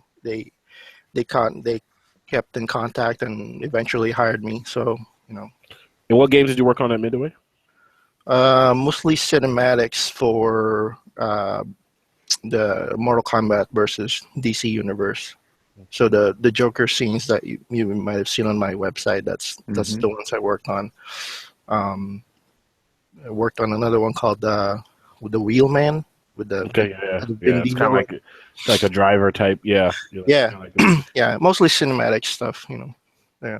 We would have crossed paths if I had the juice to land my gig. I went there and interviewed. Oh yeah. Yeah, I was going to be one of the interface folks. Yeah, almost. So, like 2008, right? Mm-hmm. Yeah. Yeah. Yep. Yeah, I only stayed. I think what eight. Yeah, eight- 2007, 2008. Yeah. Yeah, I only worked there for like maybe 9 months before I got the job offer here at Tryon. So you've been at Tryon ever since? Yeah, pretty much. Wow. So how long has that been? And Tryon's where? Holy So crap. who don't know where Tryon is and everything. Redwood. Yeah, we're in Redwood Shores. Yeah. That's just south of San Francisco. If you. Yeah. Yeah, we're actually we're close to EA. There's EA just down the road from us, and There's EA down the road from everywhere. yeah, they're like Starbucks, you know. That's the EA that's probably working on the new Star Wars gig probably over there, right? Yeah. I don't know. I think allegedly. Yeah. So Tryon. So like it's kind of cool. Like, and one of the things, and unfortunately the internet took Jack away from us, but one of the things I wanted to ask both of you guys, which I was really excited about having you on the show tonight, was because you've done a lot of animation, and there's like a couple different type of animators in the game industry. These guys that work on gameplay animation, you know, the guys that could, for those of you guys who don't know, that's the character that you're controlling, you know, and doing all those things. And there's another form that do a lot of the cinematic stuff. And I know you've been on the cinematic side, which is the closest thing you can do to in terms of game to, you know, working on like a feature film and stuff like that. But you've also done commercials and stuff like that on TV and stuff like that for different type of cereal commercials and stuff like that. So I wanted to ask you what you think the main difference in terms of a game animator than one for like a feature film or commercial or whatever. Are there any nuances or difference that you find because you've done both? Yeah. Yeah, I mean, obviously, if you're working on something cinematic, you know, there's a lot more storytelling involved, right? Whereas if you're doing, you know, creating assets for video games, it's a lot of it's cycles and different states that you will enter and exit out of. So, you know, and you don't have to worry about cameras unless you're actually animating a camera in the game. You know, in my case, what I'm working on, everything's kind of third person view. You know, when you're working on cinematics, you know, you gotta worry about the shot, you know, scene timing and pans and tracking camera, then dialogue, right? And games, you don't really have to worry about that, you know. Yeah, because I even remember watching you guys. Because I was fascinated with it. Watching you guys even way back in the day with the Def Jam stuff. You guys spent hours in meetings about storyboard, right, and back and forth with guys at Def Jam and the writers and stuff like that. So seeing the storyboards were really, really intuitive. Yeah, and planning success. Yeah, planning the motion capture. Or the motion capture too. Motion capture, yeah. Oh, yeah, the motion capture sessions. And that's a entirely different animal too from keyframe animating. You know. And fast forward to now, over at Tryon, what is your main role there now? My main role is you know, I'm like one of the senior character animators here, and it's all keyframe. So I don't have to worry about, you know, motion captured performance and editing that. Actually, you know, I get characters that are in bind pose, and I get to pose them and, you know, make them move as I want. And they gave me a lot of freedom here, creative freedom. You know, cool. Do you do that in Maya? Yeah, it's all in Maya, and you know, we have our own in-house proprietary tools. Okay. But primarily, I work in Maya. Yeah. So you doing cinematic stuff too, or is it more gameplay? Or is it both? No, it's all gameplay. Gameplay, cool. Yeah, it's all gameplay, and it's a you know, the game is called Rift, and you know, it's a live online subscription based game. So if you guys ever, if you ever guys ever played WoW, it's similar. So each time you enter a new zone or area, right, there's going to be creatures there and monsters to fight. So obviously, new zone means new everything. New everything, new characters to populate it. So we have to animate that, obviously, and Cool. Do you find that? And now we get to talk about your other passion. Yeah. Do you find that your I don't want to call it a hobby, but kind of is. Yeah, your other hobby or your other pursuits. Do you? Okay, so I'm gonna stop trying to be all secretive and stuff. My man throws knives around. I don't throw it. I keep it in my hands. Yeah, hand-to-hand combat. He throws the other end around and he pretends to. So basically, if you've ever watched any medieval Colosseum movie ever, you can basically drop Ferd in there and he would probably win. So Ferd, for the lack of well, let me just say this. If you drop Ferd into a pen of lions, Ferd would come out with a brand new lion suit. Lion suit. So Ferd, a better.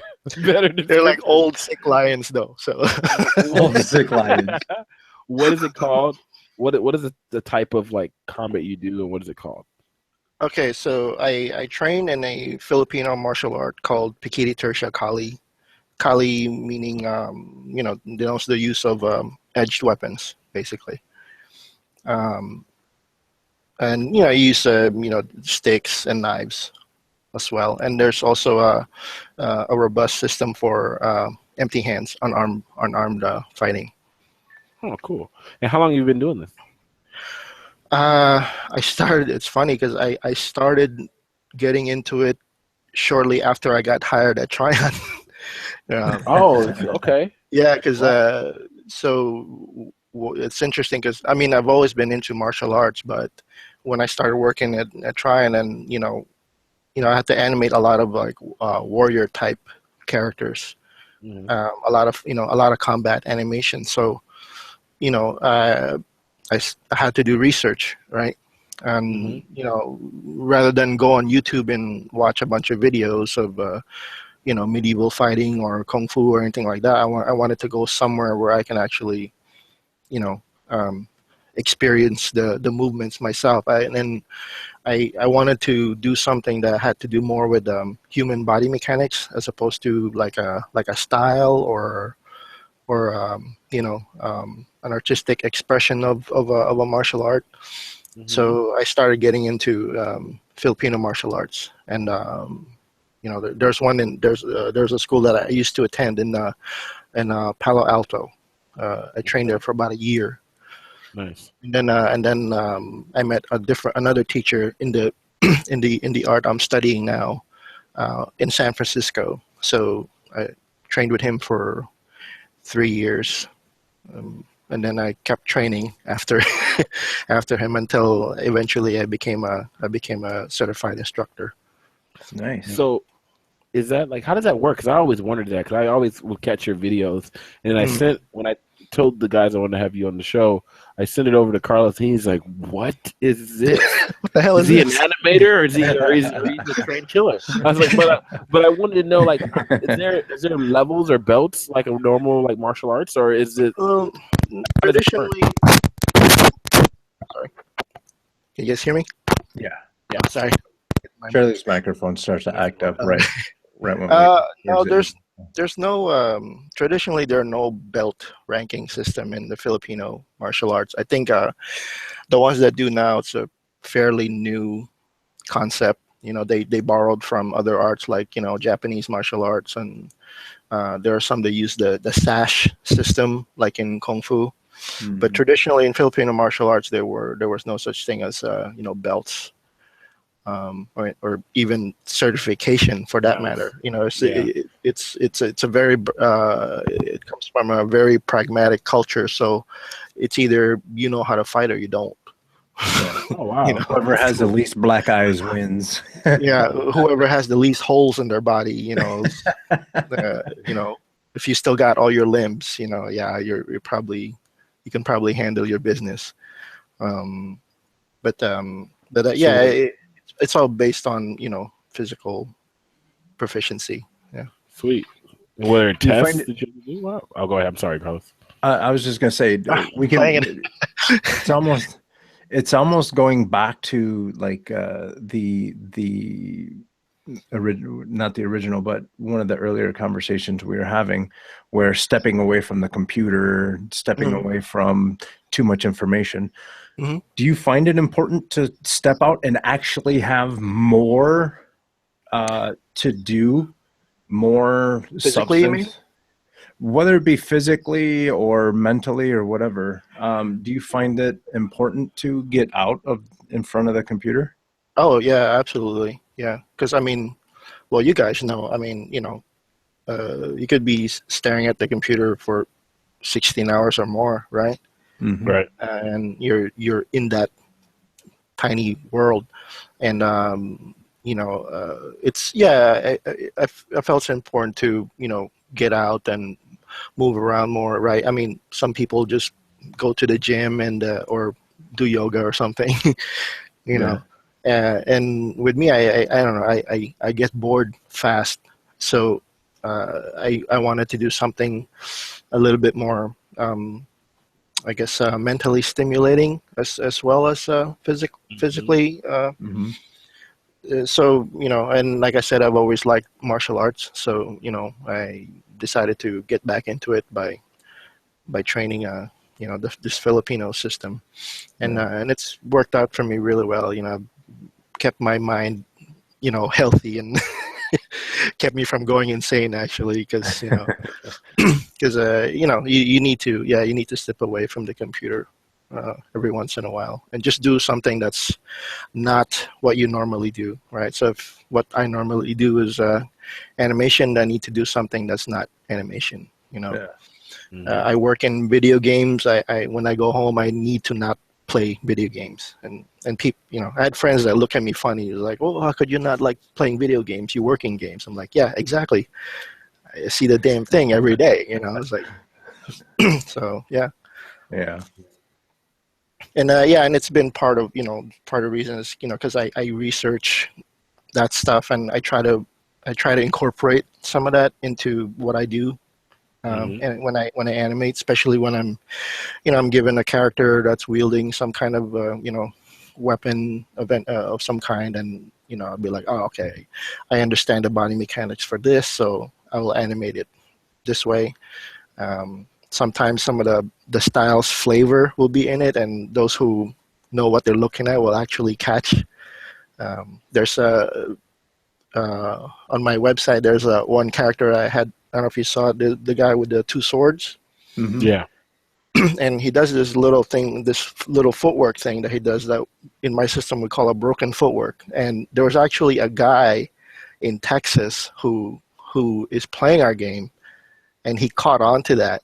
And then after he realized that I worked on it, and he's like, did you animate that one warrior guy that did that footwork, the broken footwork? I'm like, yeah, how'd you know? It's like I knew it. I knew that was, you know, that was our system in there, you know. And I told him, yeah, I used our system as the foundation for that particular character. So some people, you know, if they know what they're looking at, they catch on and they pick it up. That's so cool.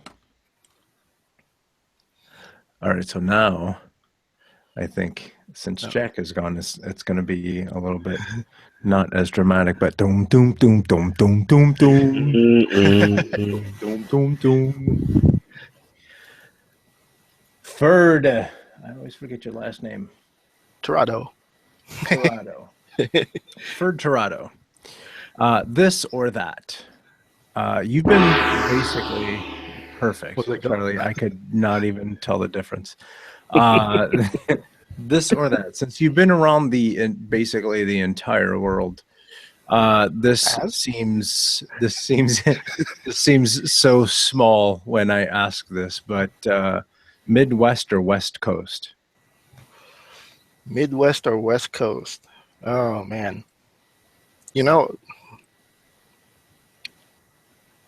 Midwest. Wow. Yeah, Midwest. I like the weather here. Yeah. But my wife, I don't know. It's maybe because my wife and I really had a lot more fond memories and when we were in Chicago. So every time somebody asks us where would we like to live, we usually say like Chicago, because that's where we've been living the longest. Until of course we moved here. Now we live here the longest, but yeah, still to this day when somebody asks us where do you want to live, and we're like, we miss Chicago. I say Chicago. So they're like, what about the winter and the snow? And I'm like, the snow doesn't bother me. I lived in Jersey and we had blizzards too. I think the only difference is in Chicago your snow is a lot cleaner. It's not as muddy as New Jersey snow. It's awesome. Yeah. I kind of agree. I live out here now too. I miss Chicago quite a bit. Yeah. I think the friendliness of the people outweighs the bad weather. I wouldn't even call it bad, right? It's just the seasons change, right? I mean, here it's a little weird. I mean, especially lately, it's like, in the middle of summer, it'll be like chilly as hell. Yeah. You have to bring out your hoodie and because it's like, below 60 and then it gets warm again, the same day too. Yeah. Yeah. Literally was it last night or the other night? Yeah, I left for work, all bundled up, and by lunchtime it was like hot. Yeah. And then it got chilly again, so it's weird. At least in Chicago, it's like you get a warning, right? It's like, okay, it's gonna be fall now, and then see the snow. It's winter now. Yeah. And that's the funny thing about the Midwest is everyone talks about it like it's a surprise. I'm like, guess what? It happens every year. Yeah, you it's a repeating process in October every year. Yeah. Stop. Yeah. No. Yeah. I think my wife would agree if we have an opportunity to live in the Midwest again. We'd probably go there. We'd probably go back. Yeah. Since you like to sword fight and do all that good stuff, would you rather fight with a sword or fight with a knife? And I don't like to fight really, but okay, practice. But I picked the sword because it's got more reach. I just have to make sure I don't get caught in a tight corridor anywhere, but of course, a knife you can hide, right? So you can conceal it. True. Just like on Walking Dead. They have to use their knives. What's her name? I forget her name, but she's the baddest one on that show. Carol. No. Carol shoots people. Carol uses her knives too. What's her name? The one with the katana. Oh my God. Yes, I know who you're talking about. Her. Yeah, she's the baddest one on there. She'll just walk up, she'll stab a zombie in the face and just be like, I am so tired of stabbing zombies in the face. I'm so tired of decapitating things that she never has to sharpen that sword once. Nope. In real life, that would be Michonne. See, that's it. You might as well just pick I'm up so bad with names. My wife just texted me. It's Michonne. Michonne. That's her name. See, thanks, honey. That's the one. Thanks. Cool. That's love right there, dude. She's like, I got you, baby. Yeah, you don't know. Yeah, you didn't really know love until I met that woman. So nice. Oh, Good to hear. I'm romantic.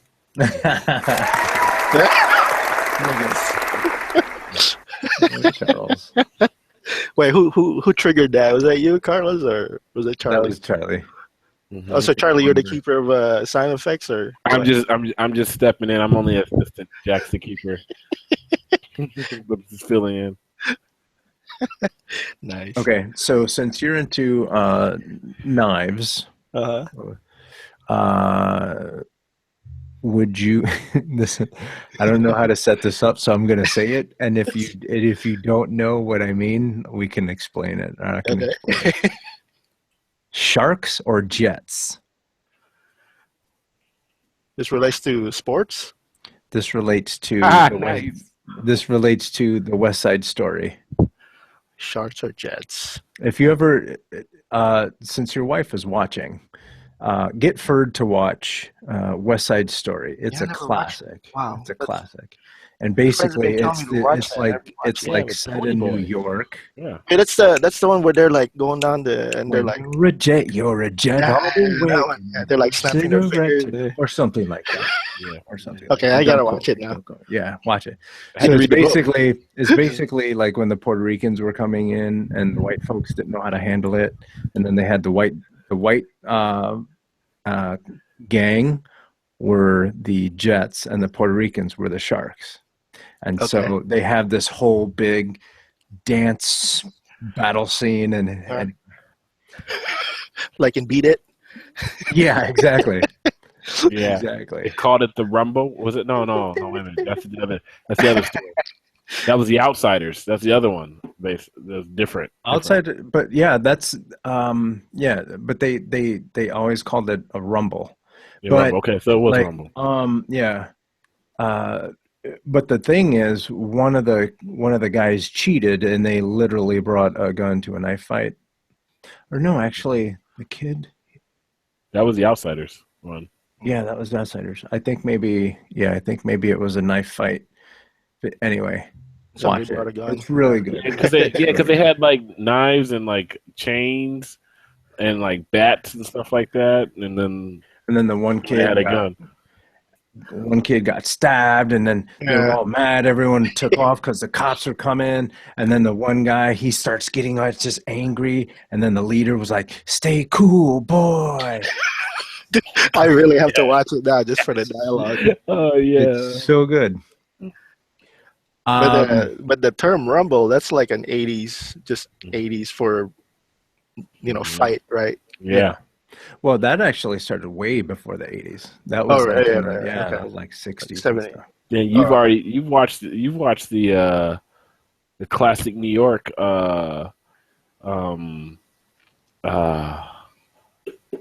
Because like, what was it when? What's when the other Muhammad one? Ali fought the Warriors. George Foreman. Muhammad Ali fought George Foreman in Africa. They called that the Rumble in the Jungle. Right. So the word Rumble was out there for a long time, and I think that was in the 60s too. But then you had the Warriors movie, Yeah. though with the That was in the 70s. Warriors. Come out and play. Have you seen that one? That's shot in New York. It's weird. I didn't know that was where the clanking bottles came from. You thought it was from Puff Daddy? I thought that was Snoop Dogg. Remember? He had a music video where he's like cling, cling, cling, and he's like, check this out. Well, then Puff Daddy had it where he's like, bad boy. Yeah, Oh, he did that too? Come out and play. Boom, boom, boom, boom. Check this out. That him clinging those bottles together and doing the warrior. That wasn't in the script. Yeah, that was improvised. Yeah, He was in improvised? character and he improvised it. Yeah. And it was one of the creepiest. Because it was echoing. Where were they at? They were. It wasn't a. They were under a bridge or something. It was They under a were bridge. So it was hiding. echoing when they at night. It's like And he great pulled it in. cinematography. Like And that actor later played T-Bird in The Crow. Oh, That was Wow. T-Bird. There you go. yeah. And it's weird, like I didn't recognize his face. It was his voice that I recognized. I'm like, hey, that's the dude in Warriors. It's like It's like the best this or that ever. I know. It's nostalgic. Ferd takes us back. I forgot Ferd was big on those. This is from listening to all those 80s music, man. I'm always going back there. Yeah, it's awesome. Yeah. You should talk to my students. They'll tell you how much I crack them up sometimes. We'll be like training, and suddenly I'll burst out a Pat Benatar. Just completely throw them off their game. Ferd's catchphrases are totally different. Like, we can catch him because we know he's throwing out movie titles and catchphrases, and they're like, "Wait, what?"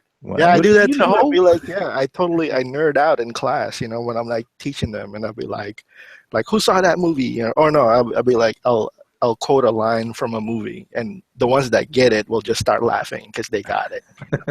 Like, they know where it came from. And some are like, I never heard that movie. You have like live Easter eggs.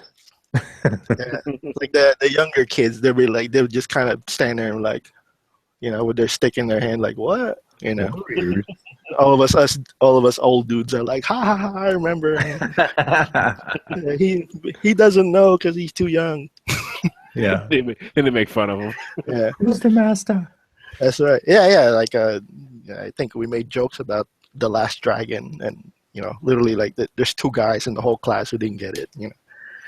Furby whipping that ass, and he's like, "When you got the glow." Well, one time I was doing the scene where those Chinese guys were singing outside the fortune cookie. So I was talking like one of those guys, and everybody was like laughing, and there's just that one dude, Asian dude too. It's like, where's that from? We're like, oh my God, you never seen Last Dragon? It's like, no. It's like, dude, fucking go home and watch that. And don't come back to class until you watch that.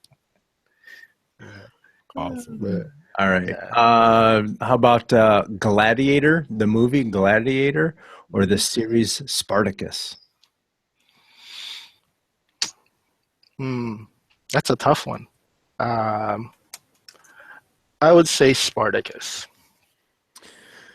That was, if you didn't, it's hard actually. That's a hard one. Yeah, it's really. At first, I'm like, I wanted to say Gladiator first, but there was when you said Gladiator, like right away, like my childhood research about gladiators started coming back, and it's like, yeah, Spartacus is a lot closer to what the gladiator life would have been like.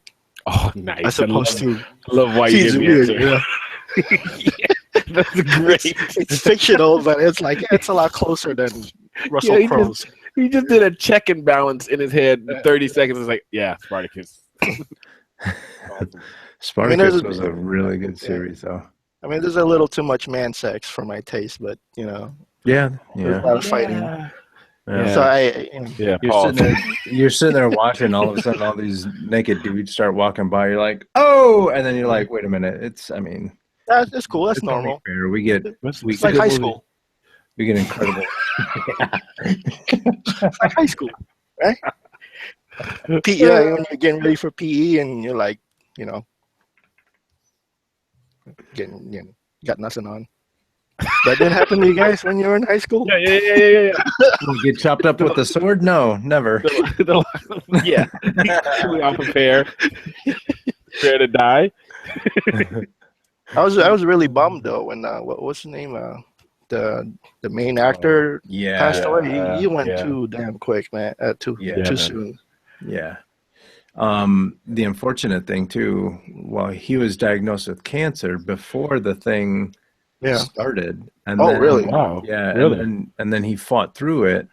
And then all of a sudden it just caught hold, and just that quick. Yeah. He left. He was married, had a couple kids and everything. It's just heartbreaking because he started killing it. He started, like, he made it. He had his show, and I have to admit, the first episode, I really didn't care for it because it was trying to be like 300 too much. Right. I mean, it's like, there's like scenes where somebody gets slashed from the back and the whole screen gets splattered in blood. And it's like, come on. what is that? Yeah.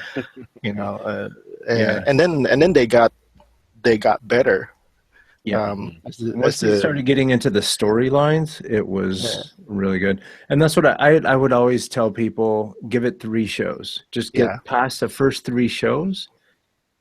And then like all of that, you're still going to have a sprinkling of that stuff, but it goes away and the story kicks in, and the story was really good. Yeah. Yeah. So I like that. I like the series. I have to rewatch it again later. Yeah. I never got around to, watching it in its entirety because, Game of Thrones came out and, I got hooked onto that. So, and there's like a bunch of other shows on Netflix, right? Like, Daredevil's out, Yeah. especially season 2 of Daredevil. It should have been called the Punisher show, because he just, but he take over. Yeah, he took over, right? Yeah. Wasn't he supposed to get his own series too now? He is, actually. Yeah. Which is awesome. What was I gonna say? We kind of just went off a tangent. Start talking about movies. I'll start talking about movies. No, that's good. We were talking about something, and I was gonna say something, and I forgot. Oh well. Next time. What was that one show that you just got done to? Game of Thrones. Mm-hmm. Game of Thrones made me not trust any show writers ever again. I don't even have to be watching Game of Thrones. I could be watching Blackish, and I'll be like, I don't believe that no one's gonna die now. Like I don't trust anyone. Don't get your heart set on anyone, because chances are they're gonna die. Yeah, they made you like not root for one person too much. Yeah. Like I was then they were gone. Yeah, like when the show started, I was full on like Team Stark. Ned Stark. I was a Ned Stark guy. I'm like, yeah, this guy is gonna set everybody straight, and nope. 45 minutes in, it was dangling from a pike. I was like, what? I thought he was gonna fix everything. Dang. Yeah. That was kind of the interesting thing, right? He's a battlefield type of commander, right? And he's now having to deal with politics and all the backstabbing that goes on. Literally backstabbing. Yeah. Okay, so last one, and we're talking about shows, really good shows and fighting shows and everything. So you let me know which one of these you like, right? Teenage Mutant Ninja Turtles or Power Rangers? Teenage Mutant Ninja Turtles, the first movie, not the CG crap that's out. Yeah. Yeah. Sorry. So for before or after Vanilla Ice? Before Vanilla Ice. Holy crap! You guys trying to make me look older as we go? Before, yeah. Ninja. I'm never gonna get that song out of my head. Ninja, go Ninja, go. It's still in there. Go Ninja, go. Go Ninja, go Ninja. Yeah. Sorry about that. Pre Vanilla Ice. He's on Dancing with the Stars right now. Who is? Vanilla Ice. Vanilla Ice? Yeah, I think that's a little cheating. He's still around? Oh yeah. I don't think it's cheating. No, he's not that good. He got into a an alternative band, and they covered Ice Baby, but in like hard rock kind of. Yeah. It's so much better than the rap version. So much better. Nice. Ice Baby. Really, oh my God. Yeah. But he starts yelling in the microphone, Ice, Ice, baby. And then the guitars kick in. Gung, gung, gung, gung, gung, gung. Ice, Ice, baby. Yeah, it doesn't have the same. It's not the same. Yeah. Because he said a word to your mother. Everyone's like, my mother? What? Yeah, but he said it cool, though. Like, if any of us try to say that, it would just sound stupid. No, he sounded stupid. Well, now he's not stupid. Back in the day, we're like, he's so cool. I want to be like, Yeah. I want to be cool as ice. Wasn't that his movie too? Cool as ice. Oh no! Wow! Wow! Cool as ice. Yep, that happened. I totally forgot about that movie. I never actually watched it though. I just kept saying that. I just kept seeing the poster where he's like leaning against a ninja or whatever motorcycle, like a Japanese motorcycle, and there's some girl next to him. And the title, it's kind of like, nah, I'm not gonna watch this. Definitely gonna look that up. Definitely have to look that up now. Cool as ice. Yeah, and then forget that you ever saw/watched it. Nice.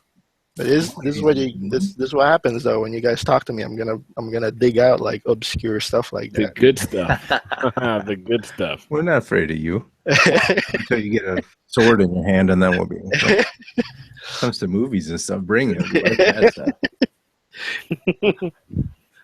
Okay. Dude, everyone, that's Ferd Terado.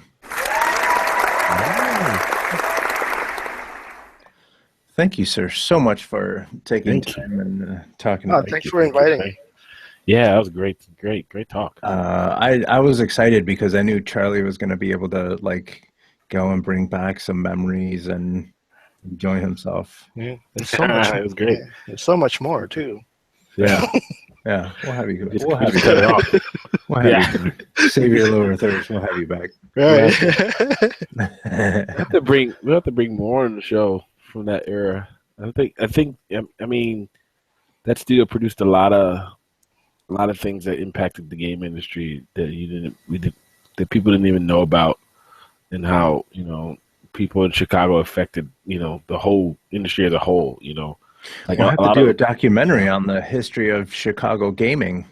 That'd be cool, man. Like, I mean, I feel like Chicago gave everybody everything from the Connect to the HoloLens to everything. Like those things just from the Microsoft side of things. Let's not even talk about everybody like people like RJ over at Oculus and other people over you found Riot, me, right? Huh? Yeah, you found me. What you do? Just like Facebook search, or you got in touch with Judy or something? Or I had you on. You came up as a. I was literally like, I was surprised, like when you popped up and you're like, "Yo, Ferd, what's up?" And I'm like, "Whoa, Charlie?" Like, yeah, you came up at Facebook did it right for once. And then I clicked on his profile pics. I'm like, "Holy crap, that's Charlie from me." Facebook said you may know this person. I'm like, I sure do. I'm like, how the hell did you find me? Mm-hmm. It's called cyber stalking. I'm gonna find everybody, bring them back. So, Ferd, if people want to take a look at what you have going on out there in the internet, where can they find your work? Okay, well, if they want to look at the animation stuff, they can go find my website at www.motionmuser.com. And for the martial arts stuff, it's ptk-peninsula.com. Excellent. And we're going to have links on the show notes and on your show's episodes page and everything. So yeah, it's kind of weird actually. If you Google my name, a lot of the martial arts stuff starts to pop up. So more than the you're going to start getting some contract work for doing like motion capture and stuff. Or like, here, hold this sword. Swing this around for a bit. Nice. Yeah, hold the sword and plant some evidence around you.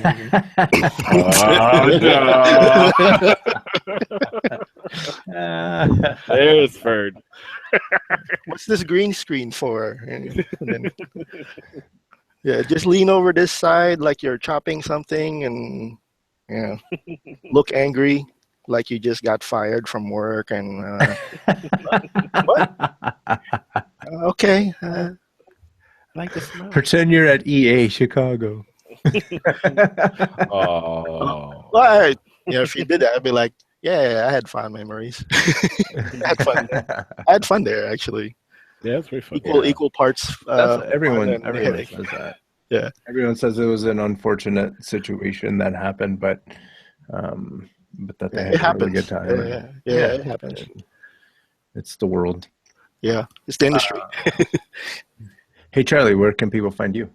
So if you're looking for me, you can find me on my website. We didn't do the artist showcase. Ooh, you want to do it? Sure. Let's do it real quick. Yeah, I'm in. Hold that thought, everybody, about where you can find my stuff. Sorry about that. I completely whiffed. So mine isn't necessarily a single artist. Mine is almost an animation tool. If you go to Instagram.com/animation smears. Really? Yeah, this is so cool. As a 2D artist, you're drawing in different frames, and you can draw. You can go by twos, you can go by ones, but then you have your extreme poses, and then your key poses, and then you always have to have your in betweens.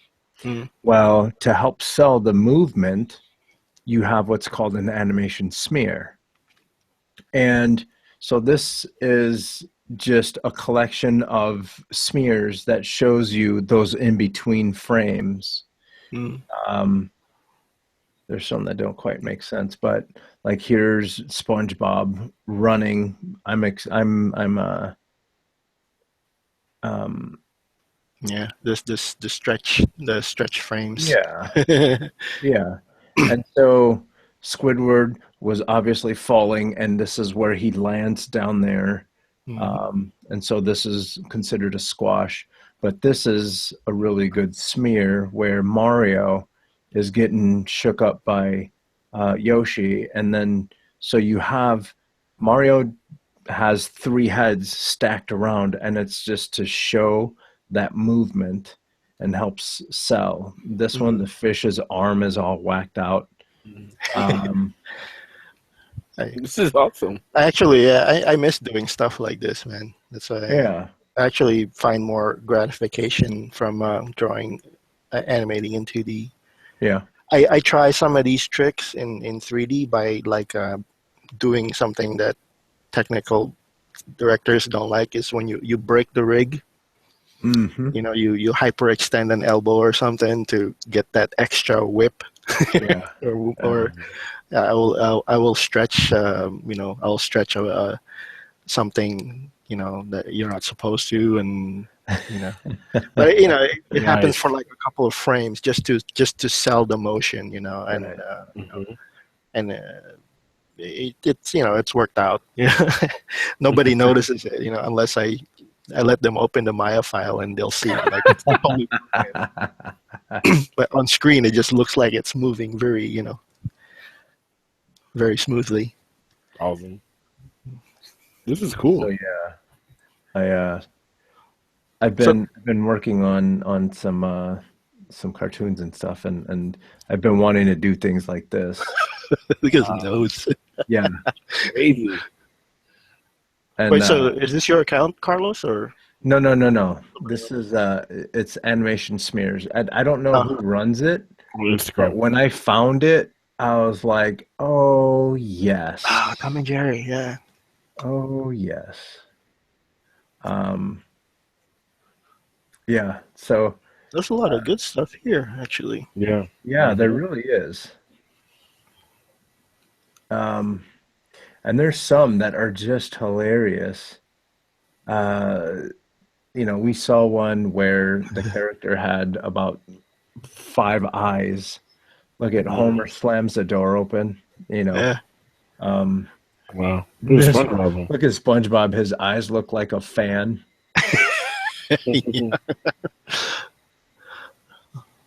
That's his feet, right? Too. Yeah. So chances are he's spinning into the room. Yep. But yeah, there you go. Or they're doing like a really quick head turn, or something. Exactly. Like right here, he's probably doing like some karate chops. Da, da, da, da, da. Yeah. He's getting ready for Ferd. He's like, I got you. Yeah, this is neat. I'm gonna have to check this out when I get home. Instagram.com/animation Interwebs, man. See, when I was in school, I wish I had access to this kind of stuff. And Yeah. back then, man, you had to you had to go to a library. You have to know somebody who has some books on stuff and try to Xerox it. Right. Nice. And you try to watch that on the VHS, and the VHS is blurrier than anything. Yeah. Now it's now you can just go on Google and you'll find frames from Snow White from or the original Jungle Book. It's like, holy crap. Yeah, I wish I had. I wish I had these when I was in school. I could have studied it. Very cool. That's a cool. Was it Animation Smears? Yeah. Animation Smears on Instagram. Here, I'll send you the link right now before Cool. So for mine, this week, I was torn. I have a bunch, but I'm going to save them from other shows now. I just put them in a little bank now because now I keep finding stuff. Nice. Way to pace yourself, kid. Yeah. I know. I went in, and then just when I had one, I found this one earlier in the week. Because at work I'm doing a lot more matte painting and stuff like that. I get into that stuff, and I was talking to guys at work because I don't know if you've seen this, Carlos. I'm sure you've seen this, and Ferd, you probably seen this at work. And I'm trying to find the best program to do this with. But have you seen people start putting on their portfolios or on the forums or different places where they'll put a GIF of a time lapse of what they've been working on, or if it's a little short animation, or if they're drawing something? People are using GIFs now, for that instead of just making a little video. They'll do a little GIF. Yeah, I think that's cool. It gets the point across without having to sit there and render out this big huge video and put it on Vimeo or whatever. It's short, sweet, and to the point, right? So, with that being said, I frequent a site called ArtStation all the time. ArtStation's a really cool site. You can find a lot of different artists. And I came across, I've been looking at Behance a lot lately because Carlos talked about it a couple of different times on different shows, as well as this one. And I came across an art director. The guy's name is Tim Kaminsky. He's an art director and environment concept artist out of Charleston, here in the United States. I didn't figure out. I'm assuming he must be freelance. He has clients for studios at Ready at Dawn and Kid Studios, so he's game oriented, I believe. But his portfolio was one of the nicest in terms of on ArtStation, because no matter what you're looking at, it also, you kind of got to peek into his style of doing it, and you really get it. So here, let's look at the portfolio here. Let's go to it here. All projects. So here's his portfolio, right? And I'm gonna go. So he does this hybrid style, right? He'll block it out. He can draw. Obviously, he can draw really, really well. Here's some of his ink stuff. He started posting this up this week for Inktober. I mean, I don't know if any of you guys are still doing Inktober. So he started posting up his Inktober stuff. This is his first couple of days. He has this really cool cartoony style, Let me pull this out, you can see this better. So he had this really cartoony style. He's been inking stuff, really cool, like October Halloween type of style, right? But for his artwork he's been doing it during the day, he blocks things out in 3D first and then paints over them. So look at this GIF. So his whole site is filled with these GIFs, and I've just the other day I spent a good hour, my whole lunch, looking at every one of them. That's it's cool. just a cool process of how he goes through. So you can kind of see the sketch he does, and then the simple 3D. It's not really crazy 3D. It just gets the point across. He calls it blockout meshes. He's also got a Patreon page, and then he's got a bunch of videos and stuff that are really, really cool. But they're just really cool process pieces. I want to figure out how he did these, but There's a bunch of different ones here, and you can just sit there. I stare at them, each of them, for like a couple of minutes, because each time I see something different that he added, over in Photoshop, and it's kind of cool to see like the process of like how simple some of these models are. He even goes through and like models out one of these buildings. Like he'll do the whole silhouette sketching concepting phase where like he's basically drawing silhouettes to get shape and form, and then he uses that silhouette to model his simple shape in like Maya, and then takes that shape in and puts it into his environment wherever he wants to put it, and then paints over it, starts to paint over things, Definitely helps with perspective, right? Because it's right. Yeah. Exactly. So he's got some cool video framing too.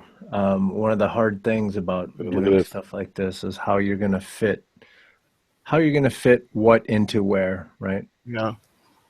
You don't know when to stop. You don't know how much grass you want to put. Yeah, the scale. Yeah.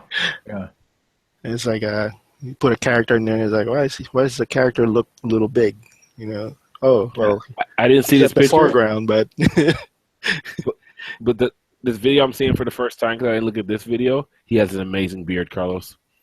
He's a winner in my book already. I'm done. I don't even understand that. I don't understand that word. Just a couple more and then we can be done. But like it's where's the other one? And they take up the whole page. Like where's this? This one's a good one. This one. Is he lighting it? Oh no, that's all painted. No, like this is all painted. He only uses it for blockout. It's just gray, just Maya gray, and then the rest of it's all. I mean, you can see that like some of the mountains on this one are a little bit more like sculpted, a little bit, but not really. Yeah, it's all just painted. And he goes through this whole process, and he just like documents everything, how he paints over everything. He's narrating all this stuff. So we'll put the link in the show. Well, I would say take us, especially for you, the concept artists out there, or matte painters and stuff like that. So even the tidbits and stuff on the realistic stuff I do has helped because he's talking and narrating, and it's like, it's a cool guy. That's dedication, man. I don't have the patience to do that. Anything. Yeah. Somebody once asked me to do one of those time lapse things, or how I animate, and I'm like, in my head, I'm like, you gotta be freaking kidding, man. Yeah. Yo, Ferd, you want to learn how to animate? Go to school, learn how to animate. Dang, Ferd doesn't help anybody. He's even using textures and stuff and overlay them. Oh. I was like, I want him for my art director. He's like, you know what? Let me explain what I want exactly. Like, you have no excuses with if this dude worked at your studio. You have no excuses. Like, I didn't get what you meant by how I should make this environment look. Really? He just hands you a GIF here of like everything. Yeah. Like, here's a link to my Patreon. Yeah. But that's cool though. Yeah. Yeah, it's just really cool. Like, I mean, it's the same type of style, but you can use a bunch of what he's saying in like application to like your work, because it's very illustrative too. At the end of the day, he still has to like make this scene. His choice of lighting and stuff like that, and right. It's really cool. So yeah, so his name is Tim Kaminsky. Check him out. He's on ArtStation. Do you guys do something similar, like when you create your stuff, or like this? My sketches don't look as cool as his. Sometimes I just jump in and start. I mean, the process. Do you use similar process where you model something out and then paint, or? Yeah, I like to. Yeah, I like to model stuff out and paint over it. Yeah, I'm not as blessed as others with the crazy perspective skills. But as an environment artist, I can make an environment look correct. So. This was very inspiring to see. I was like, man, that's how you should be doing it. So there's a template. That's cool. It's amazing.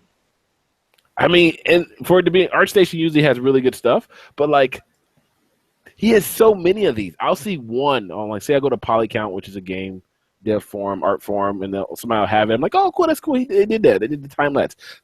Every single piece It's got some kind of video. Like this dude, the amount of times it makes, but he does Patreon, right? So I guess he's probably got one of them good Patreons where you don't mind paying $10 a month or whatever it is.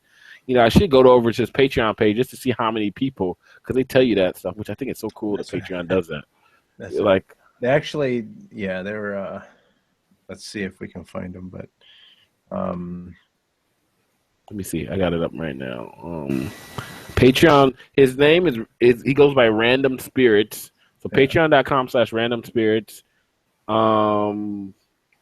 doesn't have that many though. I'm surprised. No, it must be somewhat new. It must be new. 8 people right now. $54 per month. Okay, but that's better than none. You get layered PSD files. You get. How did he give you the PSD? You pledged $5. Really process pictures while I'm working on the painting. Is he giving tech? He's giving brushes, Carlos, too. That's nice. He's giving his brush, main painter, drawing brush. He's like, come and get it. Oh, he creates the brushes and then. Yeah, here. It's a brush set. Oh, you should charge money for that. He is. Oh, he is. Okay. Yeah. It's like if you I think this is the $10 reward. So if you pay $10 a month, so the Patreon, if you don't know Patreon, you basically play monthly. It's like a subscription based to this artist, harking back to the old Patreon of the arts. Where where the old school guys back in the day would get this rich philanthropist to fund their artistry. So that's how this site came up. Where if you really like an artist and he's got a Patreon page and you want to see art from him, then you don't mind paying him $5 a month, and in return for that tier, you get this much art from that artist. So that's kind of what Patreon is, And some people do really good. There's this other Asian guy, I can't remember his name because Patreon uses him all the time in their advertisement. People are making $10-20 grand a month because they got thousands of people subscribed to their Patreon page. Yeah, Patreon's such a good idea. Similar to Tim, if you remember, we had Dado Almeida on our show. Correct. Yeah, you're right. Yeah. He gives away Photoshop files. I opened up a Photoshop file. Dude, not only does he have the different layers of all the creative stuff that he has on there, but he has his mood boards included in there. Oh, really? Oh, wow. Yeah. So basically each Photoshop file has basically an associated Pinterest layer. Nice. So he's got all the motivation or the whatever research that he did, and then he's got that in there, and he just draws on a layer on top of that stuff, and then he's got his sketch layer, then the base color layer, then the shadows, and all those layers. His Photoshop. Okay, so if you guys haven't checked out Dado's Patreon page, you need to. Dadotronic. Check it out. His stuff is legit, man. I'm gonna have to download that now. Yeah. Sometimes I forget just how many really talented artists are out there, man. Because I sometimes catch somebody's work and I don't read the name, and then later I'm like, oh, that's the same guy I saw at a different site, Yeah. But the thing is, it's so easy to create content that a lot of people are creating content. And that's the bad part of the internet and having all these tools at your disposal is you do have a tendency to get lost in the commotion. Yeah. Mm-hmm. So that's why your stuff has to be tight, because you have to stand out in a sea of other people that are creating. So there. Good talk. Good talk. It seems like we can probably keep talking, but listen, we're getting close to 3 hours. Yeah, we're gonna have to call it. So again, for just to be nice and consistent, where can people find your work? Motionmuser.com. Motionmuser.com. Yeah. Sorry, I don't have a YouTube channel really yet for that. He's got where he's swinging swords. Yeah, I got one for that. That doesn't keep all me that matters. I don't know what will. Charlie. So you can find me at my portfolio page, which is cargocollective.com. So that's Charlie B. Williams. You can find me on Facebook page. It's CharlieBW3. Instagram CharlieBW3. Twitter CBW3. Excellent. And Pinterest Charlie W3. Charlie BW3. Almighty Pinterest. Get it. And Jack had to dip out. Not really sure what's happening over there, but he whatever, you can find him. That's what I'm trying to say. You can find him at sketchbookjack.com. Sketchbookjack pretty much everywhere else. Instagram, Twitter, Facebook. Where can I search for Sketchbook. Can I really find him and ask him face to face why he ducked out? So that He's in LA. I say pack all your swords, all your knives. Pack all your swords, all your knives. Just sent a message. He said he left because he thinks you're a punk. He doesn't. Right, wasn't he talking about my mama too? And yeah, he did say a couple comments about your mother. Yes. He said he got a broadsword. Yeah, that's when his camera went blank afterwards. You know, I was like, what? What'd you say? He's got a special sword just for you. Oh, where's the other brother with the beard? What's his name? Tyrus. Oh, old school Tyrus. Tyrus got busy a while ago, so he. Okay. Yeah, he's always illustrating, working on kids' books and stuff. So he just got super busy. Yeah, he's very animated. He's running his own. He's running his own comic, or not comic book, but his own illustration company and stuff. So. Right on. Yeah. Where can we find you, Carlos? Thank you for nice. Thank you for asking. You see. You can find me at carlosrgomez.com, or if you're on Twitter, Facebook, Instagram, Pinterest, or Behance, you can find me under the name Coconut Justice. This has been the Sketch Zone podcast. You can find us at sketch.zone. And if you have an idea for a guest, you can go to sketch.zone/guest. If you're on Twitter, you can find us at Sketch Zone. On Facebook, it's facebook.com/thesketchzone, youtube.com/sketchzonepodcast. You can find us on Stitcher, SoundCloud, and on iTunes. And if you leave us a review on iTunes, we would be more than happy to read that on the air. And hey, if you're watching us on YouTube, remember to like, rate, and review. All of those things that you do on social media to help share actually helps us out. And we're able to reach out to a lot more people.